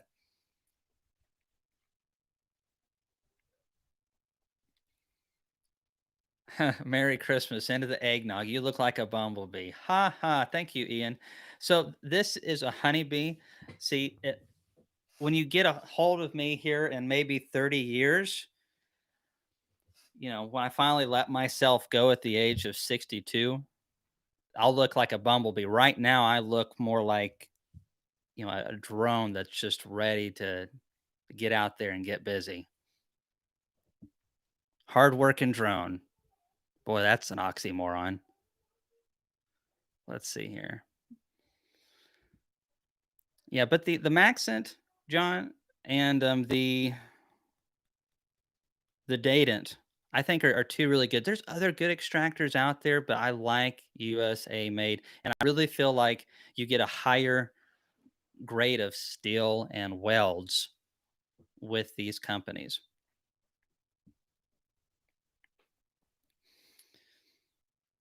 Yeah, Ian's hitting the eggnog. I really do not like eggnog. It's so gross to me. Oh, I know some people have alcohol in their eggnog. That's probably the only way you can stand to drink the stuff. Of course, I'm like the only one in my family that doesn't seem to like it. Of course, I'm the odd man out always. So came in place. Hey, Tony Rice passed away, Rick. I did not hear that Tony Rice passed away. I knew he wasn't in the best of health. That's a bummer. Yeah, look out, Laurel. Uh, let's see here. Yeah, so Ian's going to be doing a virtual thing for us for the conference, which is going to be really nice. So, it's supposed to be, anyways. Hopefully, Ian will be through the eggnog long before he starts filming that. Yeah. And talking to Randy Oliver, I think he's going to do a really good job on the data on the mites. He's really good with punching numbers. But I think it's going to be a lot of fun. Again, there is a couple spots available. A couple people backed out. So Laurel's put the link further up if you want to look into that. We will be announcing sometime here in the next week or two the next year's conference, and hopefully it'll be much better for everybody at that point, including for Ian, because we're going to try to get him down here. He needs to come down to the land of volunteer state. Everyone's super friendly. We're even nicer down here than they are in Canada. Ladies down here, Ian, you go into their houses, and if you walk out without being completely stuffed, they felt like they haven't done their job. They feed you down here. That's why we're so chubby.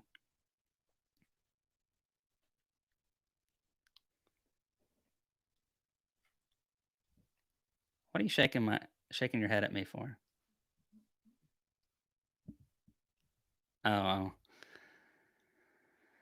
oh me. All right. So, what else does everybody got going on? Got some questions. Popcorn Sutton. Don't don't know Popcorn Sutton. Laurel says it sounds familiar. Hopefully he's not some like weirdo. Sounds like a little bit of a weirdo.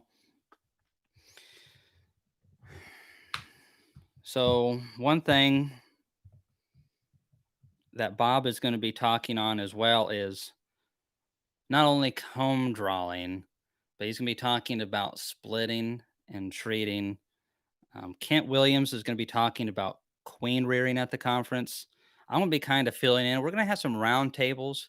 We're going to try to keep this really different.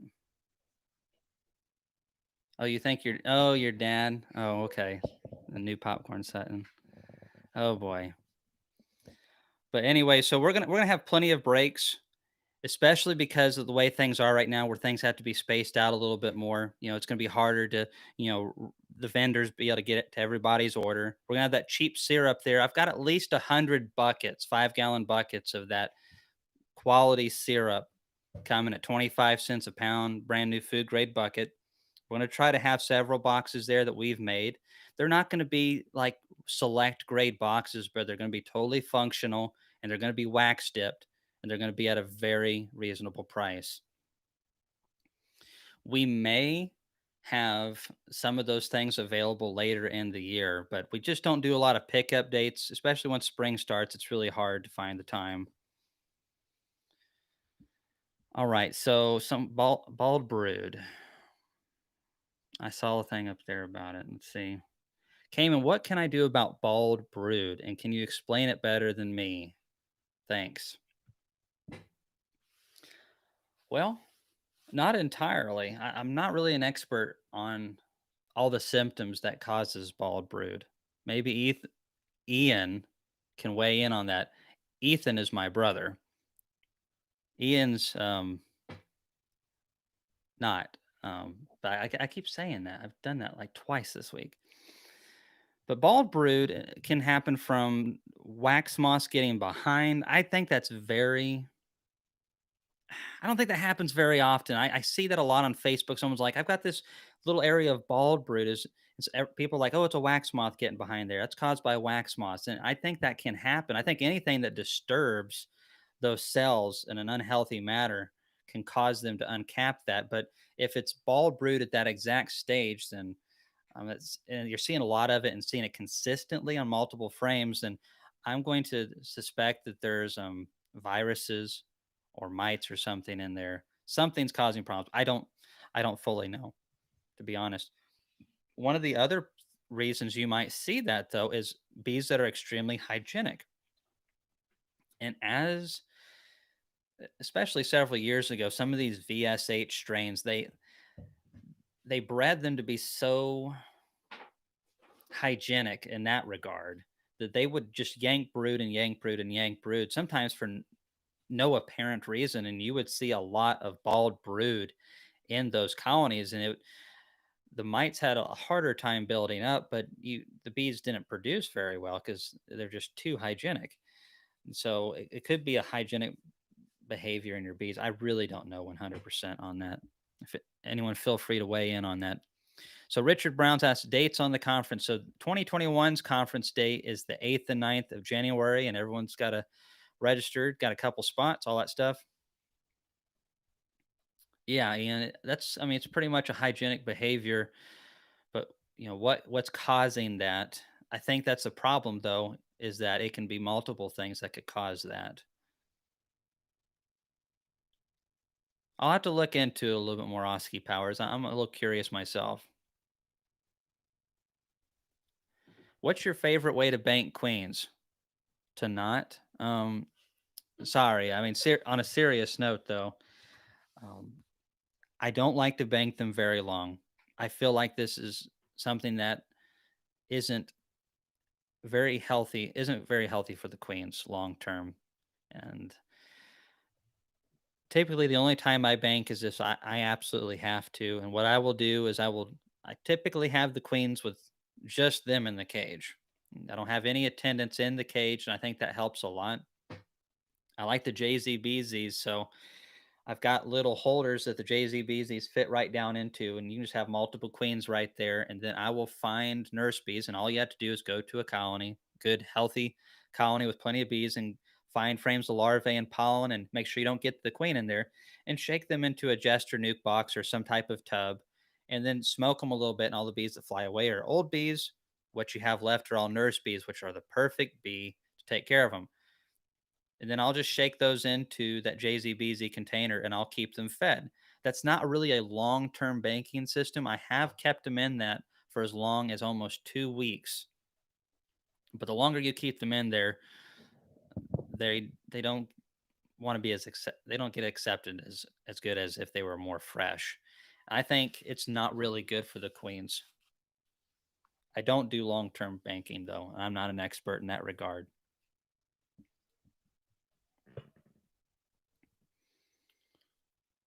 Wayne Scott, what about bald beekeepers? What causes that? Their wives being stressed out at them because they're doing too much with bees.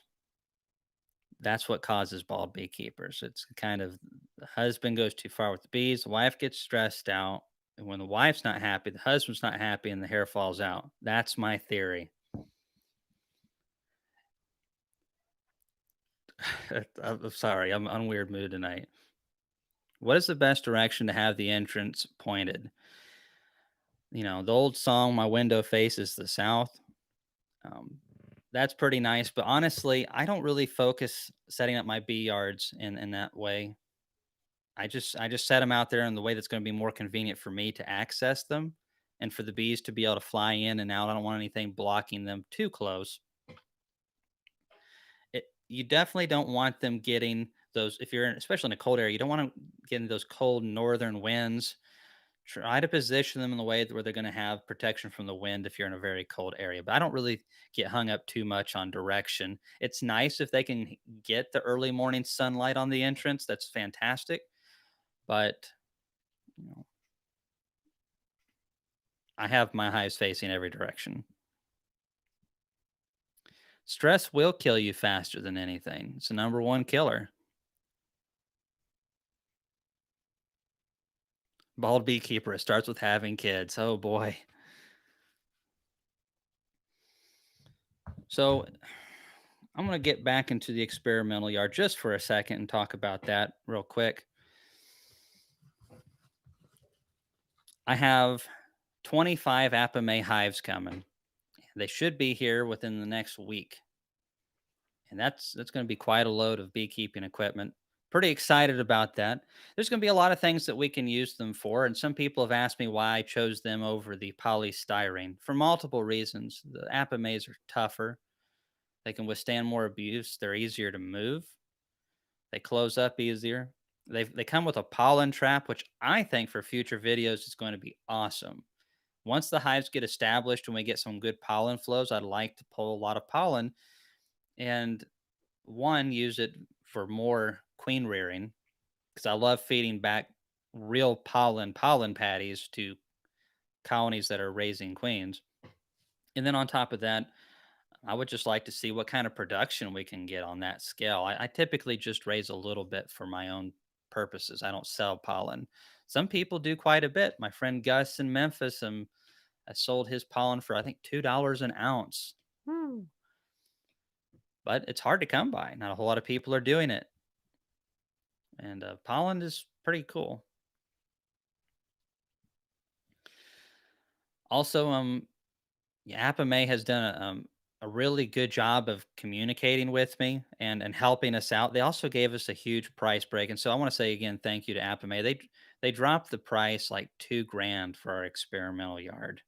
And we really appreciate them for that. This is an expensive experiment, and they apparently thought it was worth the effort for them to drop the price, which is we're very, very thankful for. So I say thank you to Apame for that very much. All right. So someone was asking, what time do you put swarm traps out? I'm in Northeast Alabama. I would definitely put them out by the end of February, no later than the first week of March. I have caught swarms as early as the first week of March in Tennessee. Now, that was on a very mild year. And uh, but the thing of it is those early big swarms are the ones you want to catch.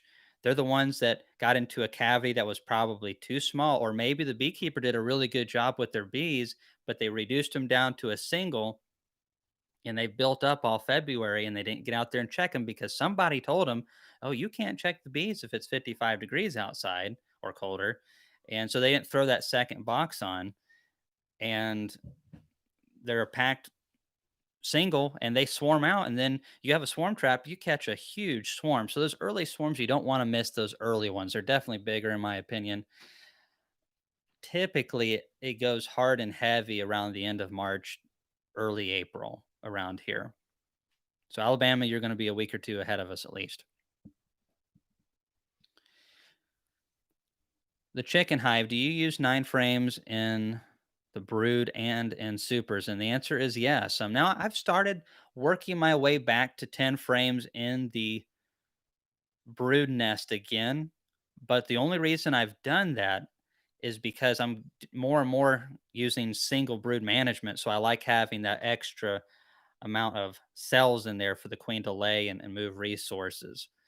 But it is a little bit more of a pain to pull out the frames and stuff that way. So I would prefer, if I was running a double deep system, then I would definitely have nines in the top and in the bottom. Are you thinking about using a FLIR camera to check your clusters in the experimental yard? Maybe, but we're going to get in the 50s again, and I have no problem popping hives in January if we get in the 50s. Definitely not. I've been doing some in December, and getting there and checking them out. But um, at this point, I mean, it is cool. I would love to have one just to look at the bees, but as far as I don't see how it's going to help me that much. You have what you have, which is an extremely profound way of saying it's not that helpful to me. I don't think. I've never used grease patties, Brian, but again, we have a very short winter here, and maybe I should. I think they help with tracheal mites and a few other odds and ends. So um, maybe I should, but I've never used any grease patties in the past.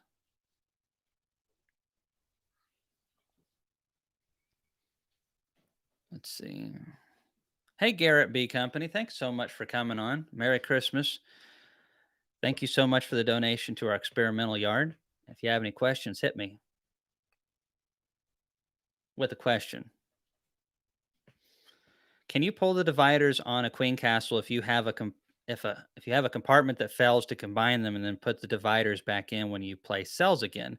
Yes, you can.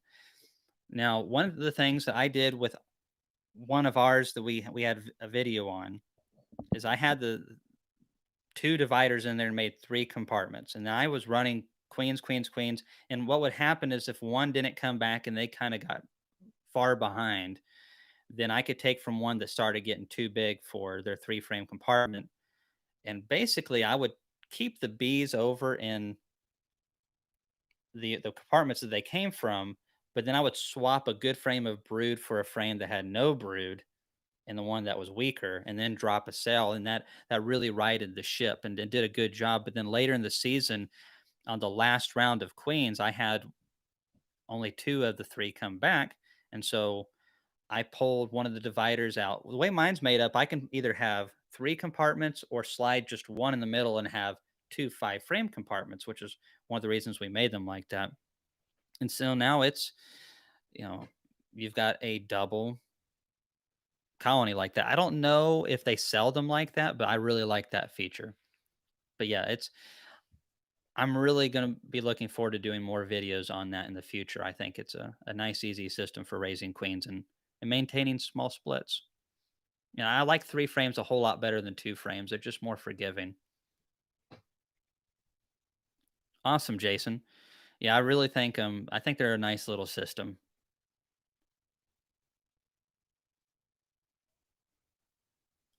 What's the best wax to buy to put in your box for as like it? So Wade, you're talking like I'm coating the plastic foundation. Is that what you're talking about? Hey, Polly from Southern Australia. Well, good day from the South, or what we call the South. Thanks for the nice words and everything. Run 600 hives. Wow, that's quite a bit.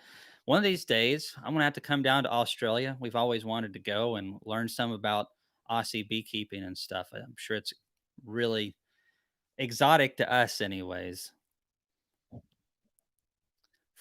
from watching the nature channel, you guys have a lot of crazy things in Australia. A lot of interesting creatures. Some of those you definitely need to keep down there, please. Too many big spiders and stuff. I'm like a bee. I don't like spiders.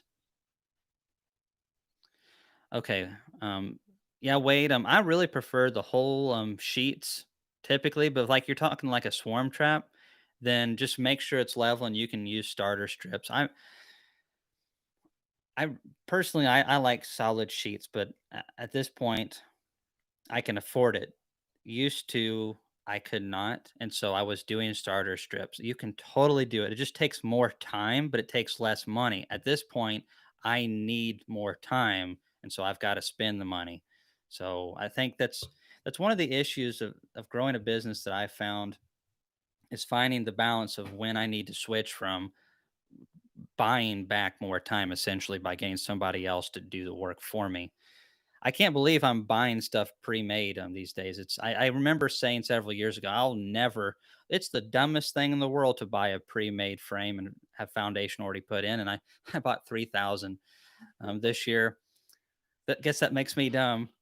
Laurel's like, "Yep, he's dumb. He's dumb." And she's like, "It saved me a lot of time." It's not like you were the only one doing it. You were just doing most of it.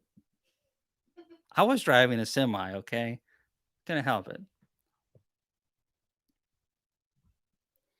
Yeah, wait. I typically do the starter strips without the wire. I just get a good starter strip up there, about an inch or so. Leveling, it's the main thing, and trying to make sure that they start it correctly if possible and get to it quick. Because if they start getting funky with it, you want to correct it before it gets too far. Hello, Poland. Hey, B Lord. Haven't seen you in a while, but we haven't done as many videos or live chats, that's for sure. And you're right, hi fi. It really, when you buy in bulk, it gets to the point where it's not affordable.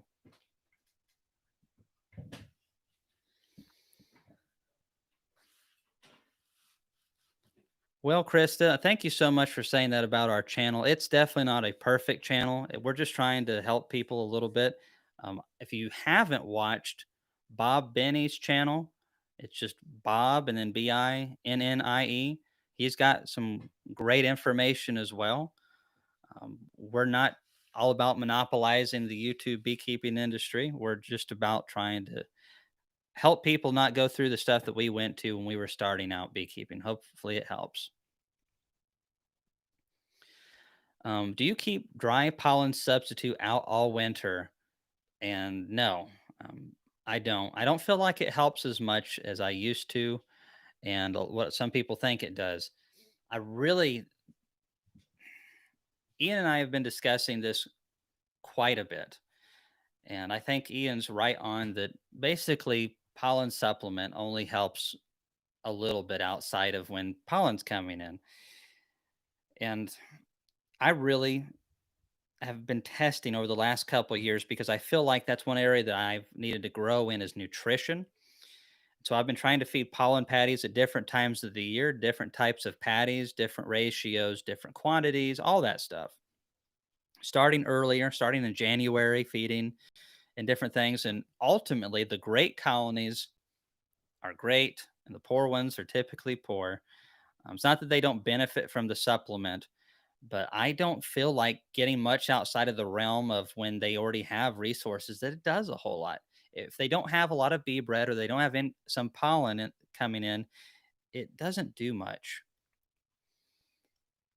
And so I target feed, and that's what I'm starting to do, and that's what I'm going to continue to do. I think it just doesn't help that much right now. They'll just bring it in, but they're not utilizing it. I don't think that it stores long term, even though they stick it into the combs. I'm going to be feeding dry sub right before the maple bloom starts. And then if they'll take it after that, then I'll leave some out for them. And then I'll be feeding pollen sub inside the hive, but I don't leave it out all winter long. I also don't want my bees brooding during the winter right now because I'm trying to do oxalic acid vapor and I'm wanting to make sure they're broodless completely if possible. And I think it's more important to me to get them broodless and kill those mites.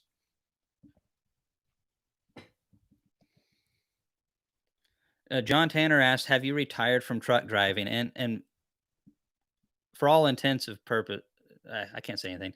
Yes, pretty much. I'm still employed, but I'm not doing as much. And I still have a lot of things to figure out. It's not like we're home free or anything. It's sometimes I just think it'd be a lot easier just to drive the truck, but then you have to fool with crazy people. You all know what I'm talking about. There's some good people I work with, and some of them I'm really gonna miss. And there's some of them, man. I When I told them basically, you know what, I'll call you when I need some work. That was a wonderful feeling. But there's a lot of work. Definitely, there's a whole lot more mentally to running your own business. It's like right now we're working on prepping for tax stuff, documents, this conference. There's a lot of money coming in, but there's a lot of expense. And one of the things that we're trying to do is get all of our expenses taken out before the end of the year, so it doesn't look like we've made this huge chunk of money that we really haven't. Um, and so the taxes. So there's a lot of that kind of stuff that it's just part of running a business. Yeah, totally best to buy in bulk.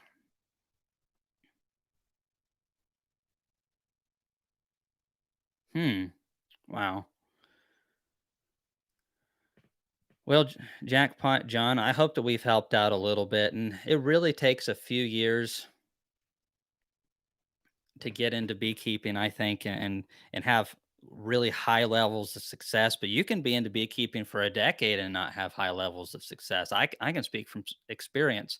I have some friends that started off with proper education long after I did, and they are not far behind where I'm at. And they've got a fraction of the years invested into beekeeping, but they got the right information and they knew what not to look at because they had direction or more common sense than I had as a teenager and a young 20-year-old. And so we just hope that we can help out, straighten that learning curve out a little bit. I do not feed my bees year round. And I will feed my bees whenever they need it. Basically, I mainly feed late January up into March if I need to. Hopefully, the weather is good and I don't really have to feed much in March. And we're talking pollen sub primarily. And then we start producing honey in April, and we apply the honey supers obviously after we're feeding by a good margin. We've done most of our feeding that our bees are going to need for spring in September and October. And then after we have pulled the honey, we leave them a decent bit, but we do start feeding. And it's not necessarily because we're trying to swipe all of their honey and just feed, and feed them. We do that because honey does not stimulate bees the same way incoming resources do. Incoming nectar causes the bees to be more hygienic, causes them to groom themselves more. It also, if you'll talk to Bob Benny, it creates hydrogen peroxide, which is really beneficial for killing any gut problems and helps keep the hive clean and healthy. Also, it helps keep the population a little bit higher. And we use this as a tool in our summer dearth because we don't have honey coming in after the mid part of June. So the honey supers are pulled, we treat the bees, we start feeding them, and then we keep just a little bit of feed along, keeping the bees as healthy as possible. A lot of these lies out there about how feeding bees is unhealthy for them. It can be maybe with certain types of feeds, but a lot of times it's actually beneficial for them, and it's very valuable, especially when they need it. I'm not saying everybody has to do it like me, but I'm running a business here as well. We're trying to smooth out nature's gaps because some years nature is a very cruel mistress. So in summer, we keep that population a little bit bigger. Then in fall, when the natural stuff comes in, what do we have? We have a much larger population of bees. More foragers means they're going to go get more pollen. More foragers means they're going to get more nectar. And we don't take fall honey. I took 4 or 5 supers this year, but that was on colonies that could afford to lose that honey. And so we actually feel like doing that by feeding the unnatural in summer, keeping our bees stronger and healthier. We actually get more of the natural going into winter. and our bees are healthier for it. And as beekeepers, basically, essentially, your job is to smooth out stressors if you're wanting to have a healthy coexistence with your bees. Honeybees have a lot of problems, especially in the last few decades. And as beekeepers, I feel like it's our job to help our bees out. We can do things that they cannot. Obviously, they can do things we cannot. We can't go out there and tap these flowers and get this real honey for ourselves. And it's impossible. We can't go out there and pollinate all these wildflowers. It's impossible. But we can keep our bees healthy. And I'm not saying we throw in the towel and give up on breeding for better bees that are more resistant. But at this point, after several decades of breeding, it's still in the early stages of development, best case scenario. And again, to those who disagree, I would say it's fantastic if you follow a guru who believes that he's got treatment frees or she's got treatment bees, but can they get everybody else to duplicate that process? Can anybody do it? That's the problem with the treatment free stance and movement, if you will, is that it is not easily duplicated. And that's why I don't recommend it. And I have a lot of experience in treatment free beekeeping.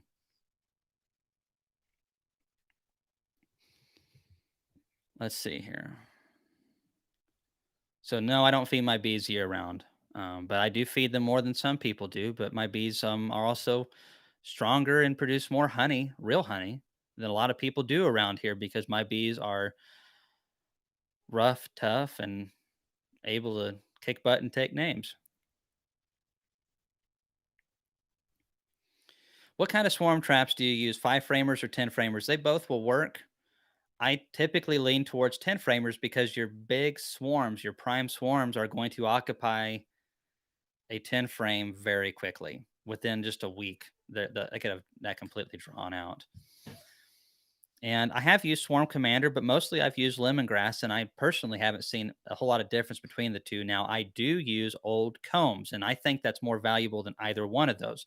Old combs, propolis, old hive smell. I know experienced swarm trappers who even take dead bees that have just naturally died and they will stick them in the hive because there's pheromones on the bees, little remnants, and people will make tinctures out of old queens that still have some pheromone residue. And you can do a lot of things to encourage bees to come into those swarm traps. But the 10 frame, I prefer. However, five frames is a whole lot better than nothing. Now they can get pretty heavy, and some people stick them like 30 feet up in the air. I stick them at about 4.5 feet off the ground at the edge of a clearing or something like that.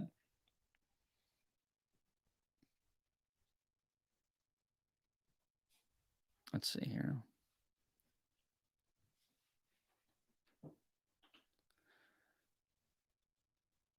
We went from 15 inches of snow to 20 inches of water in my bee yard in Pennsylvania. That's a whole lot of water right there. We've got a lot of rain, it seems, over here in the last few years. A lot of flooding. That's one thing. Make sure you don't have your bees in a floodplain. But definitely been very wet and muddy. We have extremely wet winters here. We get a lot of rain in Tennessee. So, I still don't run upper entrances. That's just me personally. I'm not saying you should do the same, but I feel like healthy colonies do well, uh, and they can manage their cluster according as long as they're not actually having rainwater come in on them. They seem to do fine for me. Hey, Christopher Palmer. Yeah, we had a wonderful Christmas. Thanks for asking. Hope you all had the same, and everybody here has had a good Christmas and healthy.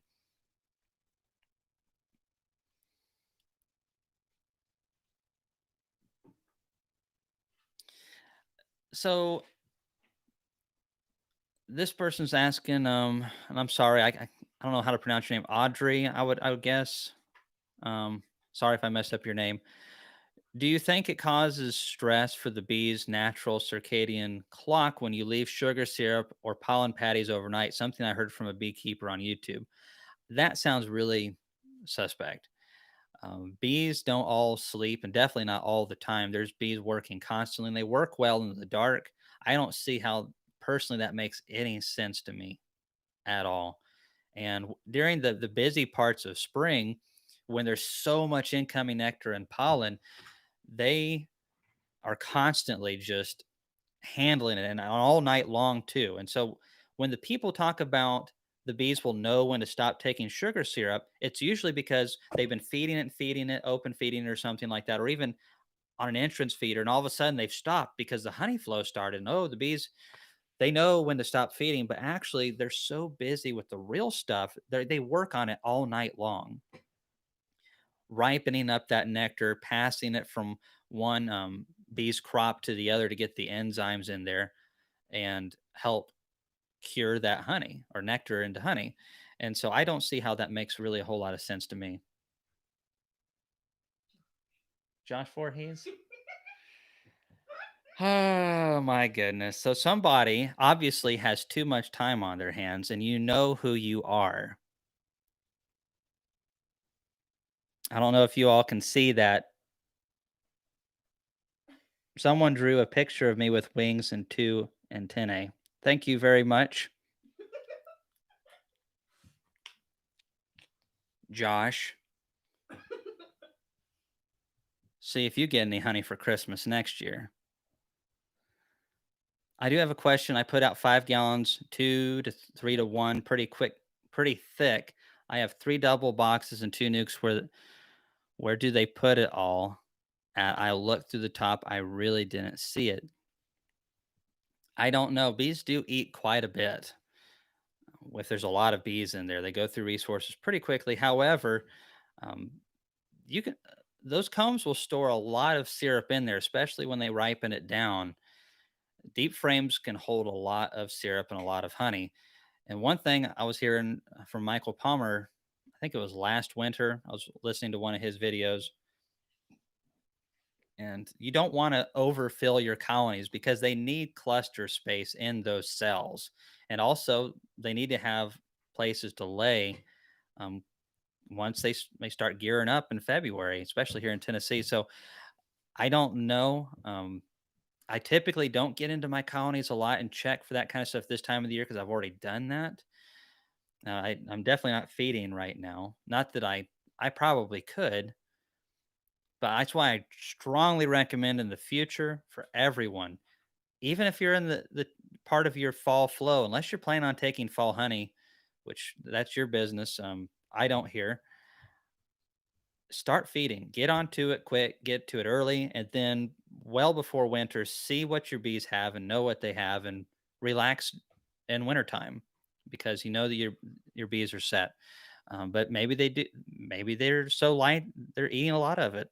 Uh, Italians can be really bad about eating through a lot of food.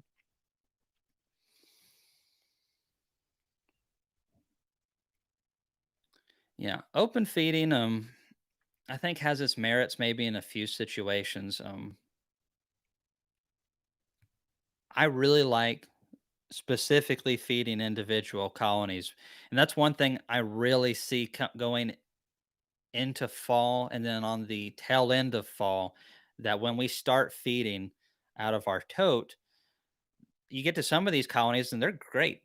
You just open up the lid, you check that top box, and like, wow, we've got a full deep box worth of food here. That's awesome. And then you'll go to another one that has a very similar population, but they need 40 pounds of food. And I think that has a lot to do with not really genetics, but to do because my genetics are pretty uniform in most of my yards, but maybe they were split later in the year. Maybe they went through a supersedure and they didn't have enough foragers at that critical time.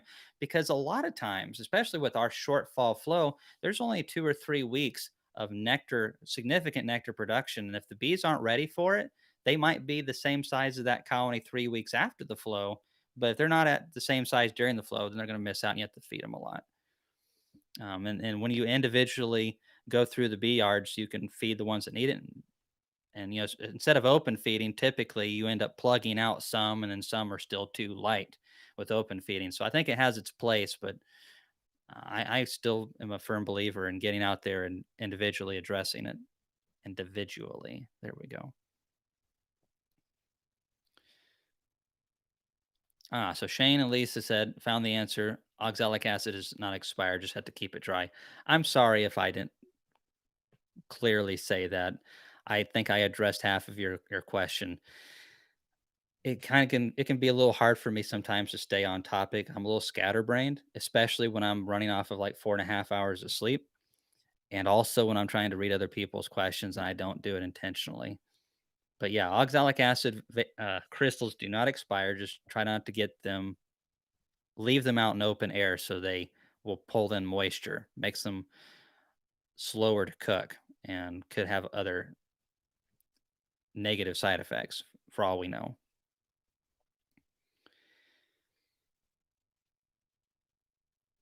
Yeah, Ian was feeding really late. So it'll be interesting to see. But again, I think a lot of comes back to healthy, strong colonies. I've had sick bees that were 4 frames of bees, and I've had healthy clusters that were smaller than that. And once you start seeing that first bit of pollen come in, you can really see which ones are the healthy ones and which ones aren't. And it is cool having big bees coming out of winter. I love popping the lid and seeing a lot of bees. But one thing I have learned over the last few years is it's not all about how many bees are in there. It's about the health of those bees and the quality of the queen. Because I mean, let's think about it. If your bees start laying brood in February, and like they do in Tennessee, now you might be a little later than me. We've got all of February, March, and part of April to gear up for the main parts of the flow. Now, typically, we really want our bees strong to get those early nectars in April. I feel like a lot of beekeepers in Tennessee miss those because their bees aren't quite strong enough. So they miss out a week or two on the honey flow. But there's plenty of time for your bees to get strong enough to prep for honey production, especially if we give them a little pollen sub, a little TLC here along the way to ensure that if there is some poor weather, that they still are firing in all 4 cylinders. But the quality of the clusters is the most important thing because I had several splits come out of, well, I guess we're still in 2020. Oh, but several splits that had like 4 frames of bees that just made nice honey crops. They had plenty of combs and they built up and they had young queens. They were late summer splits and they did fantastic. And then I had some really strong colonies that produced a good crop, but I let the mites get a little too high in there and they survived, but it took them longer to build up. And I suspect it's because they went into winter, not with a lot of mites, because I did knock them back, but they had viruses from the mites. And I think mainly when I see the bees take off on those colonies, it's after the nectars start really hitting. And that can take a while. You get pollens long before nectars here in Tennessee, and those nectars seem to really clean them up and get the junk out of their system. And that's why I think it might be a valuable tool, weather permitting, to get in there before the honey flow. You don't have to feed gallons, but you can feed some light sugar syrup, fresh stuff, because the stuff in the combs that's been cured no longer has this property anymore.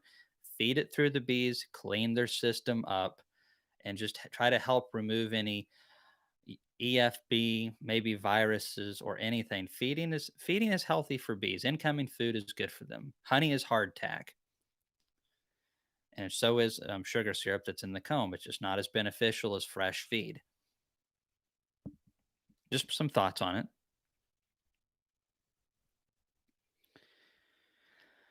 Oh, anyways. Oh, you're welcome. I mean, it's just ideas, and I promise you, a year from now, 2 years from now, we might be trying something totally different. Always trying to learn more about bees. Do you use drone comb frames? Absolutely. Raising queens,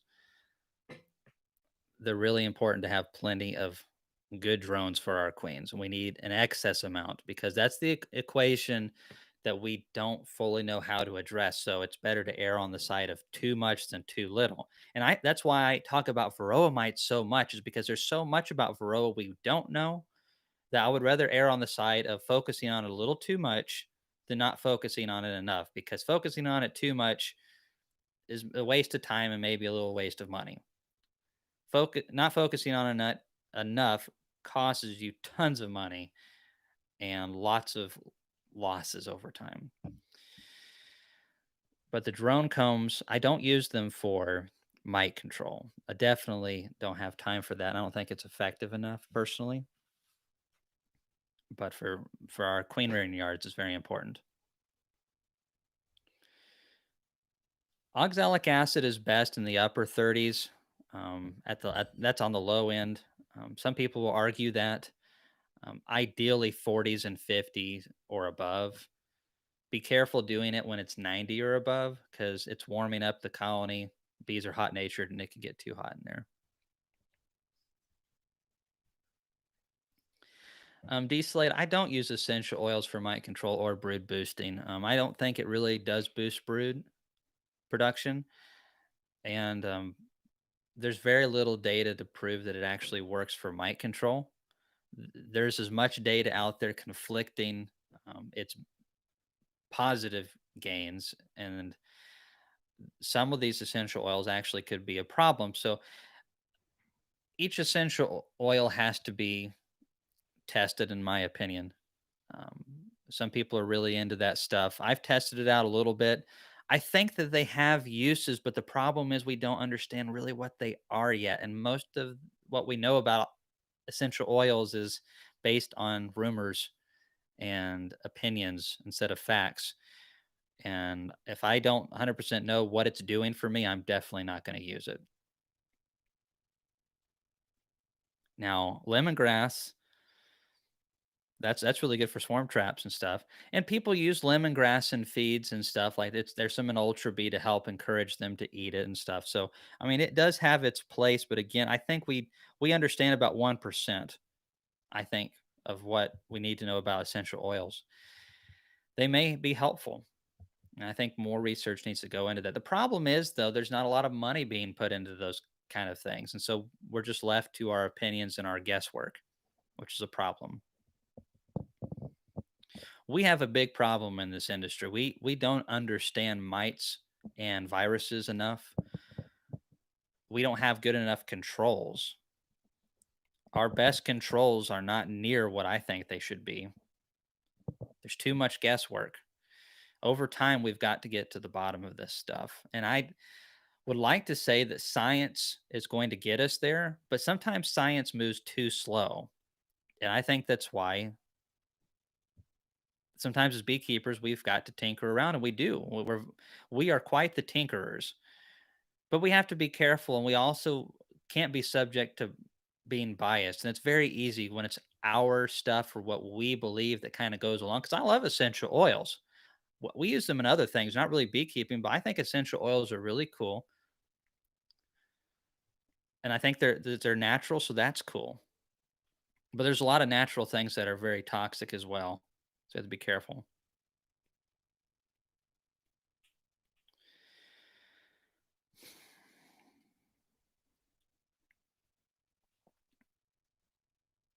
Let's see. Speaking of winter food, 3 of my 7 hives were almost bone dry a few weeks ago. Went into panic mode, put some bricks on, and syrup and winter patties. Second year beekeeper. What else can I do to fix my mistake? Just keep an eye out on them. Make sure they have plenty of feed. That's pretty much all you can do at this point. I'm not really big into feeding a lot of protein when they don't need it in the winter. That's just more roughage to fool with. Right now, they just need energy to warm that cluster. So sounds like you've got some stuff on there. Just whenever you put it in there, make sure that it makes contact with the bees in the cluster.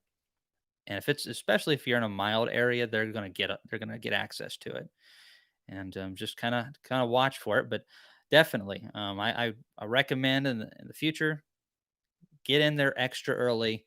It really pays dividends to get in there and fall before you really need to and find out what the bees need and get it to them in sugar syrup form. It's the best way to feed the bees. But I just keep doing what you're doing. That's what I would do. Yeah, like a Christian said, if you have a extra colony that has honey and has excess to share, you could put honey frames over. But if you're like me, a lot of times you don't have a whole lot of extra. I do find extra from time to time. You're welcome. When did you get your start into beekeeping, and at what rate have you expanded your numbers of hives? Oh, what a question.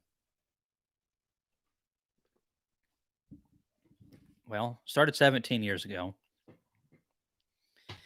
and I didn't know anything. I didn't have a mentor. Purchased 5 hives of bees, didn't know what I was doing.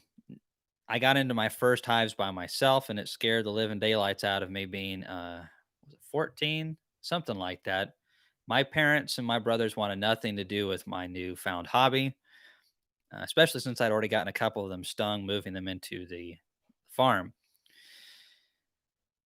And I lost 4 out of 5 hives going through the winter. I got them in the fall. I don't recommend, unless you know exactly what to look for, I don't recommend buying bees late in the fall. If you get good bees, then you're set. But if you don't, or if they need something, you don't know how to address that immediately, then you're going to lose hives. It's much easier to have bees in the spring because you have so many abundant types of nectars and pollens coming in. So that first year, I only had one colony left. They swarmed on me because I didn't understand how swarms work. And thankfully, I did catch them in a cedar tree and pulled them down. I had two nice little colonies, but then I had issues with Varroa mites and I didn't know. Over time, I realized that Varroa was an issue, but treatment free was totally the way that I wanted to go because I had been into farmers markets and organic stuff. And I do try to eat really healthy and, within reason. I'm not crazy, but I do like more natural things. As I've become older, I've realized that things are much more complicated than what an 18, 15-year-old young man can really comprehend because I didn't have a whole lot of life experiences. So I went the treatment free route. It didn't work, but I believed in it. I kept at it. I'd catch swarms to try to replenish the numbers. I'd buy stock from treatment free beekeepers. I do small cell foundation. I do only foundationless. I did so many different things. And I learned how to raise my own queens, and I would breed from the survivors and do so much. And all I did was just lose bees, lose bees. So the first several years of beekeeping, it was spend money, lose bees, spend money, lose bees. There were several years that I didn't even produce any honey because I'd lose so many bees to varroa mites. And you would get these bees, either swarms or I would purchase bees, a lot of them from treatment free nukes, supposedly.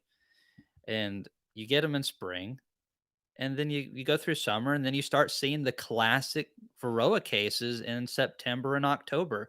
Colonies are don't have good brood patterns. They abscond on you and you end up with a handful of bees left and some brood and just an ugly looking situation. Most of the bees are gone. Where are the bees? We still have honey in here. We have all this stuff. I've seen this thousands of times over the last couple of years. Why are my bees gone in fall and early winter? Most of the time it's mites. I would say 90% of the time, maybe more. And on the few chances that it's not, it's probably queen issues, and then maybe there's something else out there, but it's such a small percentage. We got to focus on what we do know. But I didn't know that at the time. So it was a constant state of just basically throwing money on the fire. And it wasn't like I was doing this haphazardly the whole time. I mean, we're talking about thousands of hours worth of research, just looking at the wrong places, though. Reading lots of literature, steeping myself in that environment.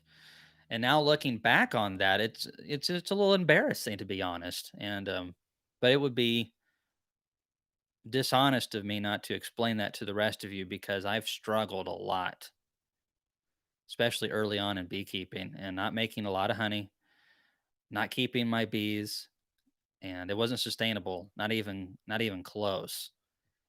So that was early on, and then after I realized that I needed to either get out of beekeeping or make a transition, I started treating. But the problem with that is there's an infinite amount of variables within temperatures and treatments and stuff there. And when I started getting into treating oxalic acid vapor, I'm not even sure if it was even legal yet to use that. And when that first came over, we were all like, "Woohoo! We've got this is the silver bullet that we've been looking for." Huh? Over time, we found out it's not as effective as we would like, which is just how life likes to work. Nothing's easy. And so it's just been a constant battle, learning and dislearning a lot of things, re-educating myself in proper ways. And if I had one thing that I would recommend to anyone who is wanting to be really serious with their bees, whether for a business or for a small sideline or whatever, or just a hobby, learn from the people that have success. Doesn't matter if they're treatment free or not. And I'm not just talking like they're your local club guy who says he has success. No, they have success. There's a lot of people who are running businesses who are liars and frauds. Some of them on YouTube. Some of them aren't on YouTube. It's way easier to make money buying bees from someone who is a chemical treatment beekeeper and taking those and rebranding them as your bees and marking them up. There's a lot of that goes on. Too much. So it's just there's a lot of things to watch out for out there. It's frustrating, but times are a changing. Back when I got into it, information was a lot harder to source. You didn't have a whole lot of people on YouTube, and the ones that you did have, I would argue the early ones, some of them were a little sketchy and still are. It's not like that all that their information was bad, but when you're reselling bees, you don't really have to worry about being sustainable, do you? So that's my argument there. We've gotten so far away as a beekeeping culture as being beekeepers, and we're more the bee havers. And the paradigm shift has started. I think it started a couple years ago, and we're getting away from some of that bee having mentality and getting more and more people like you all that are focused on doing right by their bees and your communities and taking care of your bees. And I think because of that, we're going to see a lot more good beekeepers into the industry, not just for a business, but a lot of younger people getting involved in stuff like that. I'm excited. The last handful of years, I've been driving a truck and trying to keep bees, and we've been growing. When Laurel and I started getting serious with this, we had about 30 colonies. We purchased about 120 packages and boosted it to 150. And we didn't have great success that first year, but we did better. And year after year, we kept more bees alive, had more uniformity in spring and less small little clusters that had a hard time growing. And, now we're selling excess bees and we're looking forward to selling more this coming spring. And, we're actually selling, the last few years, 10 years ago, I couldn't even produce a honey crop because I was still doing treatment free. Now we have several stores that we're selling our honey in, and we're actually keeping up with our stores. And when they ask for another case of 48 jars or whatever, we can handle that. It's nice. It's very nice, and our bees look great. And there's no snake oils. It basically comes down to work.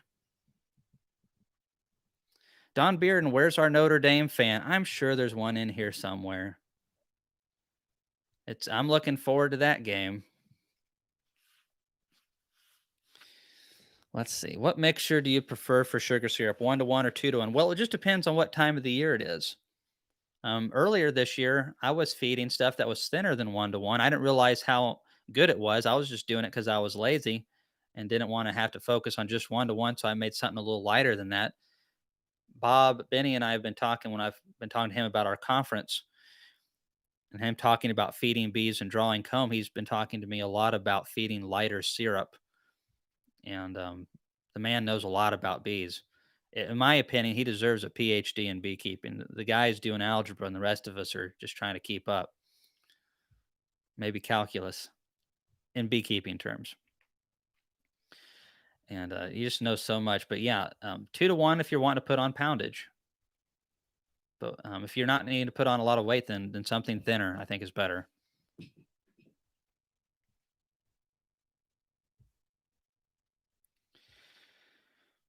Let's see. Do you have a mailing list for your live events? Apparently, I missed a memo on this one. No, no live, so I wandered in. Huh.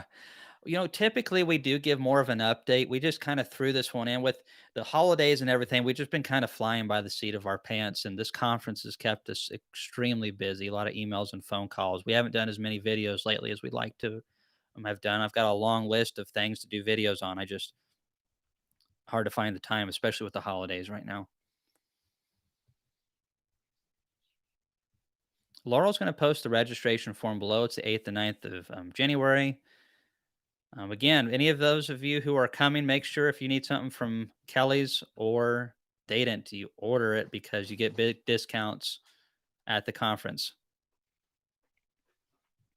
Oh, yeah. Someone noticed the Dirt Rooster hat. Randy sent this to me. He's going to be coming to our event as well. And so he's going to be there. Someone asked me if we would take a picture side by side. And I thought, well, we can do that. You know, the problem is if he's the Dirt Rooster, I want to look like a little Banny Rooster or something like that. In comparison. Most of you all don't know how short I am until I stand next to somebody that's like Randy. Yeah, Frederick Dunn's got some good videos. Fred's a really nice guy. He's interesting. He seems really chill on his videos, and he is. But when you talk to him in person, he's got a little fire in there. I wouldn't want to get on his bad side. That's for sure. It's really fun though. I really enjoy Fred. Do you use 10 frame boxes or 8 frame hives? Double brood or single? So, Michael, I use 10 frames, sizes for everything. And there's nothing wrong with 8 frames. It's just not the style of management that I want to run. I really don't think equipment matters as much to the bees. It just matters more to us and the style that we want to run. So, as far as singles and double brood, I've done both and they both work. I'm leaning more and more towards singles because it helps me be a little bit more efficient. I feel like with making splits and doing a lot of manipulations, whether it's again making splits, knowing where the brood's at, if I need a requeen, if I'm looking for swarm cells, it's only in that bottom box. So I like doing single brood management, but it's not something you just throw yourself into. You need to have a good idea of what you're doing. As long as you take the appropriate measures to manage single brood chambers, then I think it's a wonderful system. It's a little bit more intensive in some ways than the double brood, but also once you have that system, I think it frees you up a lot and makes it more efficient. So I've definitely had a lot of success with double brood chambers as well. So don't feel like you have to do single broods. Is my thoughts. I do like excluders though. I think they really help.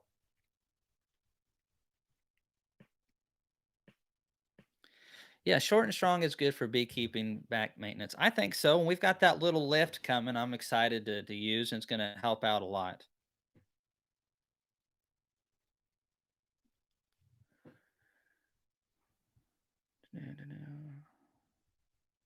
Have you, Ian, or Bob heard any more on the tropolapses beyond rumor and conjecture, Matt?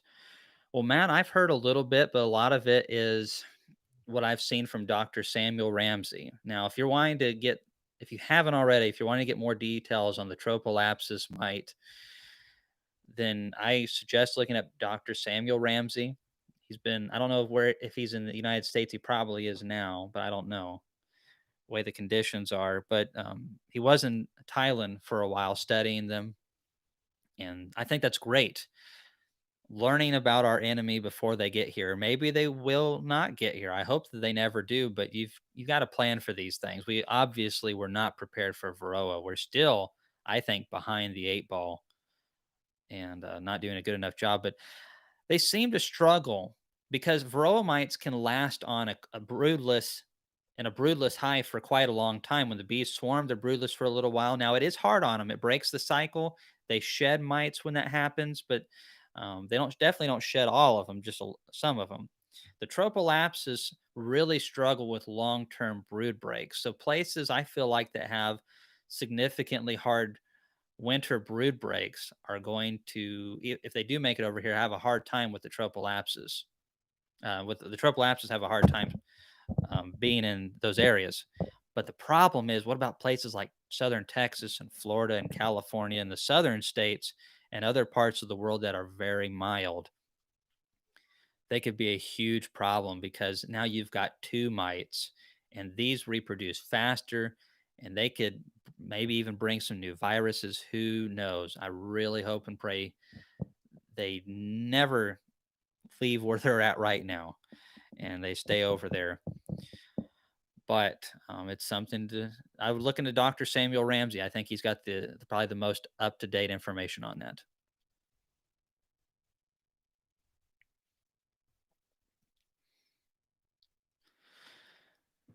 Hey, hi-fi. No, I'm not a part of the parasite flies program at all. I really haven't looked into it too much. I wish I had more time, but definitely somebody needs to keep me up to date on that. I haven't really paid much attention.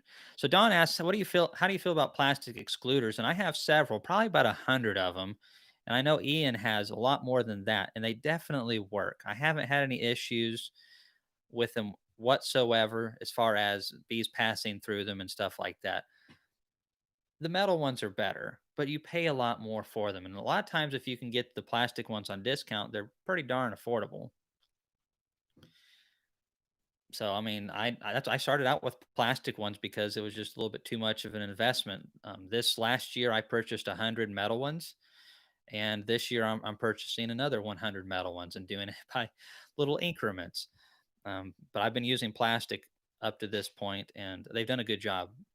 I haven't had any issues other than the fact that they can sometimes bow a little bit, but if you set them on a hive and put another box, that they'll straighten themselves out. They're good.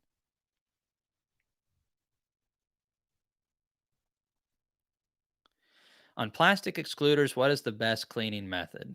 I don't really know.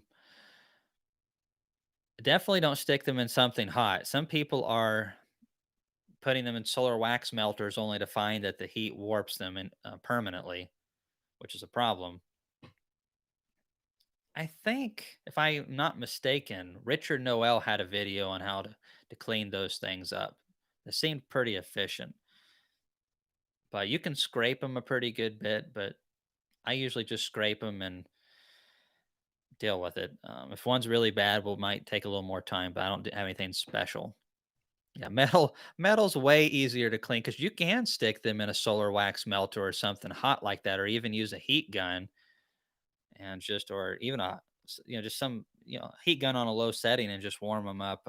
There's a lot of things you can do with the metals you can't with the plastic. So Christopher says a steamer works good to clean plastic excluders. So he pressure washes them. Can you freeze the plastic then scrape them? I've kind of wondered that myself, Don. If you can freeze them and kind of pop them like an ice tray to a degree, but I'm not sure. I imagine that plastic's got to be able to deal with that because obviously you're sticking. Well, no, I guess you take your excluders off before winter, don't you? I don't know. How's that for an answer, Don? I do know that Alabama's fixing to roll over Notre Dame. I that's a prediction. You can take that to the bank.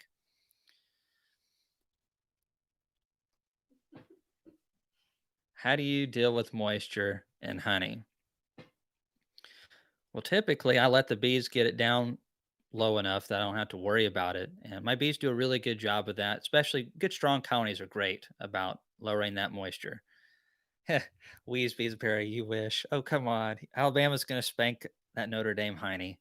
Um, but as far as the moisture content, have a refractometer so I can see what the nectar, or if it's still too thin, it's not in a good thick honey form. And you would be surprised though with a refractometer, even in our very humid springs and summers, you would be surprised how many times I'll go to a frame that's 70% uncapped and you take several samples from it and it's like 16.5% water. Now, if let's say I have some combs that are too high and I've already pulled them, I have not ever had that happen before. So I'm not 100% sure what I would do. I'd probably try to feed them back to the bees, I guess. But typically, whenever we pull our supers, if we don't extract them immediately, like that day, then we're running a dehumidifier, at least one dehumidifier in that room, and we make sure the humidity is low. And so as to not let the moisture that's in the air thin the honey. It's typically better to buy bees locally than from a commercial dealer. However, there are some skunks that sell bees locally as well, so it's not a sure thing.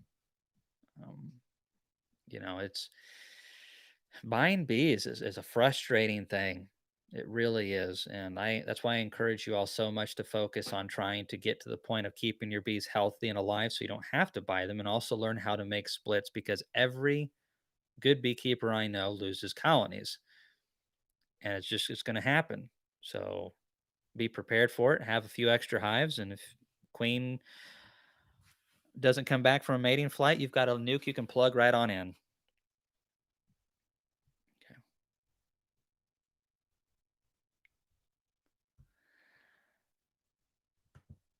Okay. Wees bees, probably so, but luck has nothing to do with it. It's the process, man.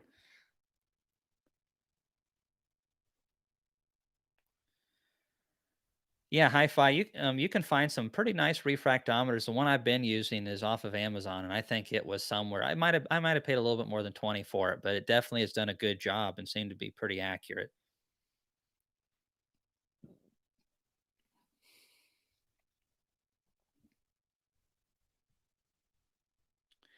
Maple syrup refractometers. Yeah, I have a refractometer that's for plant sap actually, and for fruits. And so you can actually go to a tomato plant or something and see what the nutrition of the sap is in the tomato plant. Refractometers are really fascinating tools. I really enjoy using them. They're so simple, but it's really interesting to see the Brix level in tomatoes and different crops in your garden.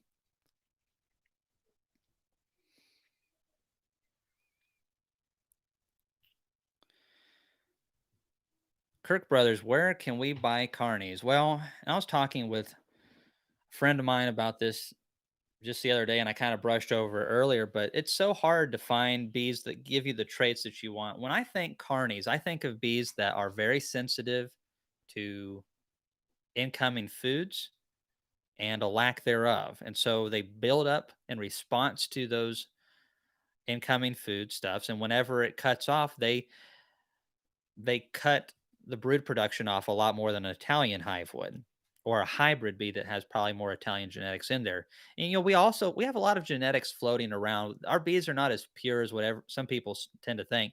There's still Caucasian genetics floating around, other types of bees that are in these genetics, and quite a hodgepodge to a degree.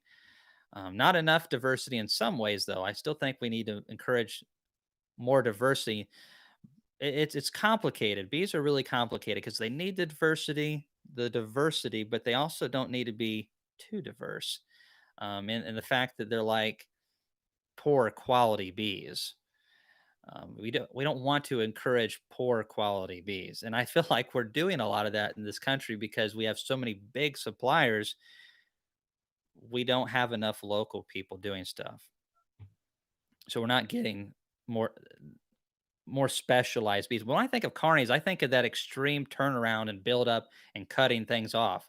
I think that's a good attribute the more and more I fool with them. It's something to kind of get used to because I'm used to Italians that have a lot of bees and that are, oh, look at all that brood, look at all that brood. But they also make a lot more mites. They also go through more resources. Um, they also seem to have more brood in December. And I don't like that because I like to get those mites with that oxalic acid vapor. But where to get a good set of carnies, I don't really know what to tell you. I've purchased 100 carnies out of California, and I thought they were crummy. I think the genetics were okay, actually. The problem was is they weren't mated very good, I don't think. And I had a lot of supersedure issues, and I run into that a lot with purchased queens.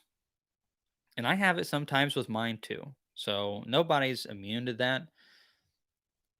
I really think there's nothing better than trying to find a local community of beekeepers in your area. If you can find good people to work with, working together to raise queens and trying to develop a local strain. I think they're so important. And what you can work on over the course of a couple years developing is going to be way better than what you can purchase somewhere else, with very little exception. People have been breeding bees for such a long time, artificial insemination, so many different things. And with few exceptions, there's just not a lot of headway, it seems, in my opinion, that has been made. If anything, I feel like we've gone backwards because we've bottlenecked so much, and we need more local people doing stuff for themselves. I like bringing down stuff from Michael Palmer, but he's really hard to get a hold of. His carnies are good, extremely hard to get a hold of. They have the carny characteristics. I mean, they cut it off. When they decide to brood, they are full throttle, crazy amazing brood patterns. But when they shut it off, I mean, like they just drop the floor out from underneath that queen. She just stops laying if there's nothing coming in.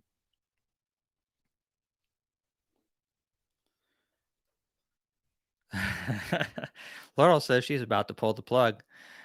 I said 2 hours.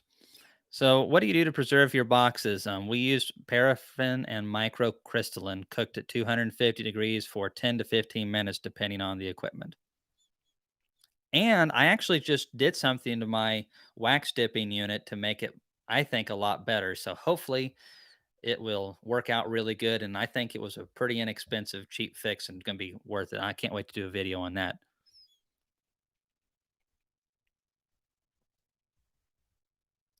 John Hatch. So, what are you going to do when Notre Dame takes you to the woodshed? John, if Notre Dame takes Alabama to the woodshed, I will buy a Notre Dame hat and wear it on 3 videos. How's that sound? That's how confident I am that Alabama is going to do what they did last time and take them out to the proverbial woodshed on national television. I can't wait. I hope Ohio State gets the same thing. All right. Anyways, yeah, I'd like to come out to Australia and see all that stuff. I am running out of fuel here. I really appreciate you all coming on. I hope you all had a Merry Christmas. We have a lot of stuff to talk about in the future.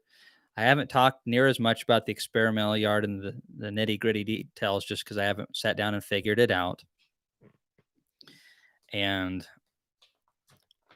this conference has taken up so much of my time, but I am looking forward to it. And I look forward to a time in the future where there'll be less issues with them.